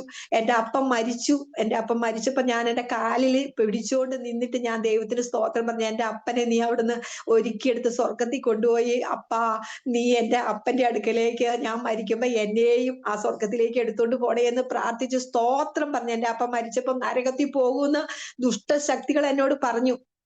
എന്നാൽ എൻ്റെ ദൈവത്തെ ഞാൻ മുറുകെ പിടിച്ചതുകൊണ്ട് എൻ്റെ അപ്പം വിശ്വസിച്ചു. ദൈവത്തിൽ ക്യാൻസർ വന്നപ്പോൾ ഞാൻ ദൈവത്തെ സ്തുതിച്ചു. ഈ ക്യാൻസർ അല്ലാണ്ട് ഒരു രോഗം, ചെറിയ രോഗം വന്ന് എൻ്റെ അപ്പം വിശ്വസിക്കൂല, നരകത്തിൽ തന്നെ പോകും. അതുകൊണ്ട് ഞാൻ ക്യാൻസർ വന്നപ്പോൾ ദൈവത്തെ സ്തുതിച്ചു. എന്താണ്? ഈ ക്യാൻസർ മാറുമ്പോൾ എൻ്റെ അപ്പം പൂർണ്ണമായിട്ടും ദൈവത്തിൽ വിശ്വസിക്കുന്നു, ആശ്രയിക്കുന്നു. എൻ്റെ അപ്പന് സൗഖ്യം കിട്ടപ്പോ എൻ്റെ അമ്മ സ്നാനപ്പെട്ടു. ക്യാൻസർ വരുന്നത് നല്ലതാണോ? നമ്മുടെ വീട്ടിൽ രോഗങ്ങൾ, ഭാരങ്ങൾ ദൈവം അറിയാതെ നമ്മുടെ തലയിൽ ഒരു മുടി പോലും പൊഴിഞ്ഞു പോകുകയില്ല. ആ ദൈവം അറിഞ്ഞുകൊണ്ട് നമുക്കൊരു രോഗം വന്നാൽ നമ്മൾ ഒരിക്കലും ദൈവത്തോട് പിറുപിറുക്കരുത്. എന്തിനാണ് എനിക്ക് ഈ രോഗം തന്നത്, വേദന തന്നതെന്ന് ചോദിക്കരുത്. ദൈവം എല്ലാ നന്മയ്ക്ക്, ദൈവത്തെ സ്നേഹിക്കുന്നവർക്ക്, നിർണയപ്രകാരം വിളിക്കപ്പെട്ടവർക്ക് സകലവും നന്മയ്ക്കായി കൂടി വ്യാപരിക്കുന്ന ദൈവത്തിന്റെ പരിശുദ്ധാത്മാവിന്റെ ശക്തിയുണ്ട്. ആ ശക്തിയാല് ഈ ലോകത്തെ ജയിക്കാൻ ദൈവം സഹായിക്കും. എൻ്റെ കണ്ണ് കൊറോണ വന്ന സമയത്ത് എൻ്റെ വീട്ടിലെ കൂട്ടായ്മ നിന്നു. എൻ്റെ കൂട്ടായ്മ പ്രാർത്ഥന നിന്നു. എൻ്റെ ദൈവത്തോടുള്ള സ്നേഹം മങ്ങി. ഞാൻ എൻ്റെ ദൈവത്തിൽ നിന്ന് അകന്നു. അങ്ങനെ ഇരിക്കെ എൻ്റെ കണ്ണിലെ ഞരമ്പ് പൊട്ടി. എൻ്റെ ഇടത് കണ്ണിലെ ഞരമ്പ് പൊട്ടി. എൻ്റെ കണ്ണിന് കാഴ്ച മങ്ങി. എൻ്റെ കണ്ണിന് കാഴ്ചയില്ലെന്ന് അറിഞ്ഞ് ഡോക്ടറെ കാണിച്ചപ്പോൾ പറഞ്ഞു, ഒരു ഞരമ്പ് പൊട്ടിപ്പോയി, എത്രയും വേഗത്തിൽ അത് ഓപ്പറേഷൻ ചെയ്തില്ലെങ്കിൽ ആ ഞരമ്പ് വീക്കായി പോയാൽ പിന്നെ അത് കൂട്ടിപ്പിടിപ്പിക്കാൻ പറ്റില്ല, നിങ്ങളുടെ കണ്ണിന്റെ കാഴ്ച പൂർണ്ണമായിട്ട് നഷ്ടപ്പെടും എന്ന് പറഞ്ഞു. അങ്ങനെ തിരുവനന്തപുരത്ത് പ്രിസൈസിൽ ചെന്ന് കണ്ണ് ഓപ്പറേഷൻ ചെയ്തു. കണ്ണ് ഓപ്പറേഷൻ ചെയ്ത് പരിശോധിച്ച ശേഷവും എൻ്റെ കണ്ണിന് കാഴ്ച കിട്ടിയില്ല. ഡോക്ടർ നോക്കിയപ്പോൾ പറഞ്ഞത് എൻ്റെ കണ്ണിന്റെ അതേ കണ്ണിന്റെ തന്നെ റെറ്റിനയുടെ നടുക്ക് ഹോളുണ്ട്. ആ ഹോള് ഗ്യാസ് വെച്ച് അടച്ച് അവിടെ അടഞ്ഞാൽ മാത്രമേ എനിക്ക് കാഴ്ച പൂർണ്ണമായിട്ട് കിട്ടുകയുള്ളൂ എന്ന് പറഞ്ഞു. ഞാന് ദൈവസന്നിധിയില് ദൈവത്തിന്റെ സന്നിധിയിൽ ഏൽപ്പിച്ചു കൊടുത്തു. കർത്താവേ, ഞാൻ എൻ്റെ മക്കൾ പൊട്ടക്കണ്ണിയായിട്ട് കാണുന്നത് എനിക്ക് ഇഷ്ടമല്ല. ഞാൻ അങ്ങനെ, എനിക്കൊരു ശക്തി ഉണ്ടെങ്കിൽ എൻ്റെ മക്കളെ പൊട്ടക്കണ്ണിയാക്കി വെക്കൂല. എൻ്റെ ദൈവം അറിയാതെ, എൻ്റെ ദൈവമേ, ഞാൻ നിന്നിൽ നിന്ന് അകന്നതും പ്രാർത്ഥനയില്ലാതെ വീട്ടിലെ സന്ധ്യപ്രാർത്ഥന പോലും ഇല്ലാത്ത അവസ്ഥയിലേക്ക് ഞാൻ അതപ്പതിച്ചു പോയിരുന്നു. എന്നാൽ എൻ്റെ കണ്ണിന്റെ ഞരമ്പ് ദൈവം പൂർണ്ണമായിട്ടും അത് ഒട്ടിപ്പിച്ച് എടുക്കാൻ ദൈവം സഹായിച്ചു. അതിനുശേഷം ശേഷം തമിഴ്നാട്ടിലെ തിരുനെൽവേലി എന്ന് പറയുന്ന സ്ഥലത്ത് പോയി റെറ്റിനയിലെ അതും ദൈവം ഓപ്പറേഷൻ ചെയ്തു. അപ്പൊ ഡോക്ടർ പറഞ്ഞ ഒരു കാര്യമുണ്ട്, റെറ്റിനയിലെ ഗ്യാസ് നിറച്ചാൽ കമിഴ്ന്ന് തന്നെ കിടക്കണം. കമിഴ്ന്ന് കിടക്കാതിരുന്നാൽ ഗ്യാസ് അവിടെ ഊരി പിടിക്കുകയില്ല, ഓപ്പറേഷനും കൊണ്ട് ഒരു ഗുണവും കിട്ടുകയില്ലെന്ന് പറഞ്ഞു. ഞാൻ കമിഴ്ന്ന് കിടക്കാൻ പിന്നെ എനിക്ക് പരിചയമില്ലാത്തതുകൊണ്ട് ഞാൻ ഒരു 10 മിനിറ്റ് ഒന്ന് കമിഴ്ന്ന് കിടക്കാൻ ശ്രമിച്ചു. ആ സമയത്ത് എന്റെ വയറ്റിൽ എന്തോ മുഴയോ എന്തോ ഉണ്ടായിരുന്നു. എന്റെ വയറ് വല്ലാതെ വീർത്ത് പൊട്ടാറായ അവസ്ഥയിൽ ഇരിക്കുകയായിരുന്നു. അപ്പൊ എനിക്ക് കമിഴ്ന്ന് കിടക്കാൻ പറ്റൂല. അപ്പോഴ് ഞാൻ പറഞ്ഞു, എന്റെ നടുവിനും നട്ടലിനും ഭയങ്കര വേദന വന്നിട്ട് ഞാൻ ദൈവത്തോട് പ്രാർത്ഥിച്ചു, ദൈവമേ എനിക്ക് ഓപ്പറേഷൻ ചെയ്ത് എനിക്ക് കമിഴ്ന്ന് കിടക്കാൻ കഴിയില്ലല്ലോ ദൈവമേ എന്ന് പ്രാർത്ഥിച്ചു. എന്റെ ദൈവത്തെ ഞാൻ ഈ ഓപ്പറേഷൻ ചെയ്ത് 3 മാസം റെസ്റ്റ് എടുക്കുന്ന സമയത്ത് ഞാൻ നല്ല നല്ല വചനങ്ങൾ കേൾക്കുവാനും നല്ല പാട്ടുകൾ പാടി ദൈവത്തെ ആരാധിപ്പാനും ഞാൻ ശ്രദ്ധിച്ചു. അങ്ങനെ നഷ്ടപ്പെട്ടു പോയ എന്റെ അഭിഷേകം ദൈവം പതുക്കെ പതുക്കെ എനിക്ക് മടക്കി തന്നു. ദൈവ സാന്നിധ്യം അനുഭവിപ്പാൻ, ദൈവശക്തി നിറയുവാൻ, പരമാനന്ദം അനുഭവിപ്പാൻ ദൈവം എന്നെ സഹായിച്ചു. ഈ കണ്ണ് ഓപ്പറേഷന് തൊട്ട് മുമ്പ് എനിക്ക് വയറിളകാൻ വരുന്നത് പോലെ തോന്നി. ഞാൻ ഓപ്പറേഷന് മുമ്പ് ഞാൻ നേഴ്സിനോട് പറഞ്ഞു, എനിക്ക് വാഷ്റൂമിൽ ഒന്ന് പോകണം, എന്റെ വയറിളകി വരുന്നെന്ന് പറഞ്ഞു. ഞാൻ അങ്ങനെ ഇളകി ആശുപത്രിയിലെ വാഷ്റൂമിൽ പോകുമ്പോ എന്റെ വയറ്റിനകത്തുനിന്ന് വേണ്ടാത്തതെല്ലാം ദൈവം ഒഴുക്കി കളയാൻ ഇടയായി. ഞാൻ ഓപ്പറേഷൻ തിയേറ്ററിൽ സ്വസ്ഥമായിട്ട് പോയി കിടന്നു. ഓപ്പറേഷൻ കഴിഞ്ഞ് ഡോക്ടർ പറഞ്ഞു, ഓപ്പറേഷൻ ചെയ്ത് ചെല്ലുന്ന വഴിയെ കമിഴ്ന്ന് തന്നെ കിടന്നോണോ എന്ന് പറഞ്ഞു. ഞാൻ വന്ന വഴിയെ കമിഴ്ന്ന് കിടന്ന് എനിക്ക് ഒരു നടുവിന് വേദനയോ ഒരു തലവേദനയോ ഒരു കണ്ണിൽ ഒരു വേദനയോ വരാതെ ദൈവം എന്നെ സൂക്ഷിച്ചു. ഇതെനിക്ക് 2ാം ജന്മമാണ്. എന്റെ കണ്ണിന് ദൈവം പൂർണ്ണമായിട്ട് കാഴ്ച തന്നു. എന്റെ ആത്മീയ കണ്ണും ദൈവം തുറന്നു തന്നു. ദൈവത്തെ സാക്ഷിപ്പാൻ ദൈവം ഇങ്ങനെ ഒരു അവസരം എനിക്ക് തന്നു. എനിക്ക് കാഴ്ച പോയിരുന്നെങ്കിൽ ദുഷ്ടശക്തി എന്നോട് പറഞ്ഞു, നീ കമിഴ്ന്ന് നരകത്തിലേക്ക് തന്നെ നീ നോക്കി കിടക്കെന്ന് പറഞ്ഞു. ഞാൻ പിശാചിനോട് പറഞ്ഞു, എടാ പിശാചെ, ഞാൻ ഇവിടെ നിന്ന് എഴുന്നേറ്റാൽ നിന്റെ തല തകർക്കാനാണ് ദൈവം എന്നെ ഇവിടെ നിന്ന് എഴുന്നേൽപ്പിക്കുന്നത്. നിന്റെ തല ഞാൻ തകർക്കുമെന്ന്. എനിക്ക് ഇനി ഒരു ആഗ്രഹമുള്ളത് എന്റെ ഈ ദൈവത്തെ ഏതെല്ലാം ദേശങ്ങളിൽ ഏതെല്ലാം രാജ്യങ്ങളിൽ പോയി സുവിശേഷിക്കണം. ആ വിധത്തിൽ എന്റെ ദൈവമേ എന്നെ ഉപയോഗിക്കണമേ എന്ന് മാത്രമേ എനിക്ക് ആഗ്രഹമുള്ളൂ. അത് മാത്രമല്ല, ഞാനും എന്റെ കുടുംബവുമോ ഞങ്ങൾ യഹോവയെ സേവിക്കും. എനിക്ക് അതൊരു ആഗ്രഹമുള്ളൂ. എനിക്ക് 2 മക്കളാണ് എനിക്കുള്ളത്. മകൻ കുടുംബമായി സെക്കന്ദരാബാദിൽ താമസിക്കുന്നു. മകള് ഡൽഹിയിലെ പാർലമെന്റിൽ ജോലി ചെയ്യുന്നു. ഭർത്താവ് ഇവിടെ നേഴ്സായിട്ട് ജോലി ചെയ്യുന്നു ഡൽഹിയിൽ. 2 പേരും ഒരുമിച്ചാണ്. എന്റെ ദൈവം എന്നെ അനുഗ്രഹിച്ചു. ഈ ഭൂമിയിൽ ആർക്കും തരാൻ കഴിയാത്ത സന്തോഷവും പരമാനന്ദവും നല്ല കുടുംബജീവിതവും ദൈവം എനിക്ക് തന്നു. ഇത്രത്തോളം എന്നെ അനുഗ്രഹിച്ച ദൈവത്തെ ഞാൻ നന്ദിയോടെ സ്തുതിക്കുകയാണ്. ഈ എന്റെ വചനം കേട്ട് ഈ സാക്ഷ്യം കേട്ട് ഇത്രത്തോളം സമയം ഇരുന്ന ഓരോരുത്തരെ ഓർത്ത് ഞാൻ ദൈവത്തിന് നന്ദി പറയാണ്. ആരെങ്കിലും ഏതെങ്കിലും ഭാരത്തിൽ പ്രയാസപ്പെടുന്നുണ്ടെങ്കിൽ, എന്റെ സങ്കടം ഈ ഭൂമിയിൽ ആരും കാണുന്നില്ലേ എന്ന് വിഷമിക്കുന്നുണ്ടെങ്കിൽ ഈ ദൈവത്തോടൊന്ന് നിലവിളിച്ചാൽ മതി. ഒന്നു വിളിച്ചാലോടി എന്റെ അരികിലെത്തും, ഒന്നു സ്തുതിച്ചാൽ അവൻ എന്റെ മാനം തുറക്കും, ഒന്നു കരഞ്ഞാലോ മരിച്ചെന്മിഴി തുടയ്ക്കും. എത്ര നല്ല സ്നേഹമെന്റെ യേശു, ഓ എത്ര നല്ല സ്നേഹമെന്റെ യേശു. ഒരു കൈക്കൂലി കൊടുക്കണ്ട, ഒന്ന് കണ്ണു നിറഞ്ഞ് ഹൃദയം നൊന്ത് ദൈവമേ, എന്റെ ദൈവമേ എന്നെ ഒന്ന് രക്ഷിക്കണമേ എന്ന് വിളിച്ചാൽ ആ വിളിപ്പുറത്ത് വന്ന് നമ്മളെ സഹായിച്ച്, നമ്മളെ അനുഗ്രഹിച്ച്, നമ്മളെ ആശ്വസിപ്പിച്ച്, നമ്മളെ മാത്രമല്ല നമ്മുടെ കുടുംബത്തിലുള്ളവരെ കർത്താവായ യേശുവിൽ വിശ്വസിക്കുക. എന്നാൽ നീയും നിന്റെ കുടുംബവും രക്ഷ പ്രാപിക്കും. നീയും നിന്റെ കുടുംബവും തകർന്നു കിടക്കുന്ന സ്ഥാനത്ത് പണിതെടുപ്പാൻ ഈ ദൈവം മതിയായവന്. ആ ദൈവത്തിന്റെ കാര്യങ്ങളിലേക്ക് കൊടുത്തു ഓരോരുത്തരും പ്രാർത്ഥിച്ച് അനുഗ്രഹം പ്രാപിക്കട്ടെ എന്ന് ആശംസിച്ചുകൊണ്ട് ദൈവനാമത്തിൽ അനുഗ്രഹിച്ചുകൊണ്ട് ഞാൻ എന്റെ സാക്ഷ്യം നിർത്തുന്നു. അരോമ ടിവിയോട് ഞാൻ വീണ്ടും നന്ദി പറയാണ്. ഇത്രത്തോളം സമയം ഈ സാക്ഷ്യം പറയാന് സാവകാശം തന്ന ഈ അരോമ ടിവിയെ ദൈവം അനുഗ്രഹിക്കട്ടെ. ഇതിലേക്ക് അനേകര് വന്ന് ഈ പ്രവർത്തനങ്ങളെല്ലാം വിശാലപ്പെടട്ടെ. ലോകത്തിന്റെ അറ്റത്തോളം സകല മനുഷ്യരും ഈ സത്യസുവിശേഷം കേൾക്കട്ടെ. അതിനായിട്ട് ദൈവം സഹായിക്കട്ടെ എന്ന് പ്രാർത്ഥിച്ചുകൊണ്ട് എന്റെ സാക്ഷ്യം നിർത്തും. ദൈവമേ, നന്ദിയോടെ സ്തോത്രപ്പാ, സ്തുതിക്കുന്നപ്പാ. സർവശക്തനായ ദൈവമേ, ഞങ്ങൾ വീണ്ടെടുപ്പുകാരനായിരിക്കുന്ന സ്വർഗസ്വനായ നല്ല പിതാവേ, ഇത്രത്തോളം സമയം സാക്ഷി പറയാൻ തക്കവണ്ണം എന്റെ ദൈവമേ നാവോട് കൂടി ഇരുന്നതിനായി സ്തോത്രപ്പാ. കേട്ട ഓരോ മനുഷ്യരെ അങ്ങ് സ്പർശിക്കണമേ, അങ്ങയുടെ ദൈവമായ സ്നേഹത്താൽ സ്പർശിക്കണമേ. സൗഖ്യമില്ലാത്തവരെ സൗഖ്യമാക്കണമേ, സന്തോഷമില്ലാത്തവർക്ക് അങ്ങയുടെ പരമാനന്ദം നൽകണമേ. അരമജീവിയുടെ പ്രവർത്തനങ്ങളെ ഒന്നുകൂടെ അങ്ങ് അനുഗ്രഹിച്ച് വിപുലമാക്കണമേ കർത്താവേ. അവിടുന്ന് പ്രാർത്ഥന കേട്ടതിനായിട്ട് നന്ദി പറയുന്നു. സകലതും ക്രിസ്തു യേശുവിന്റെ നാമത്തിൽ ചോദിക്കുന്ന കൃപയോടെ കേൾക്കണമേ. ആമേൻ, ആമേൻ.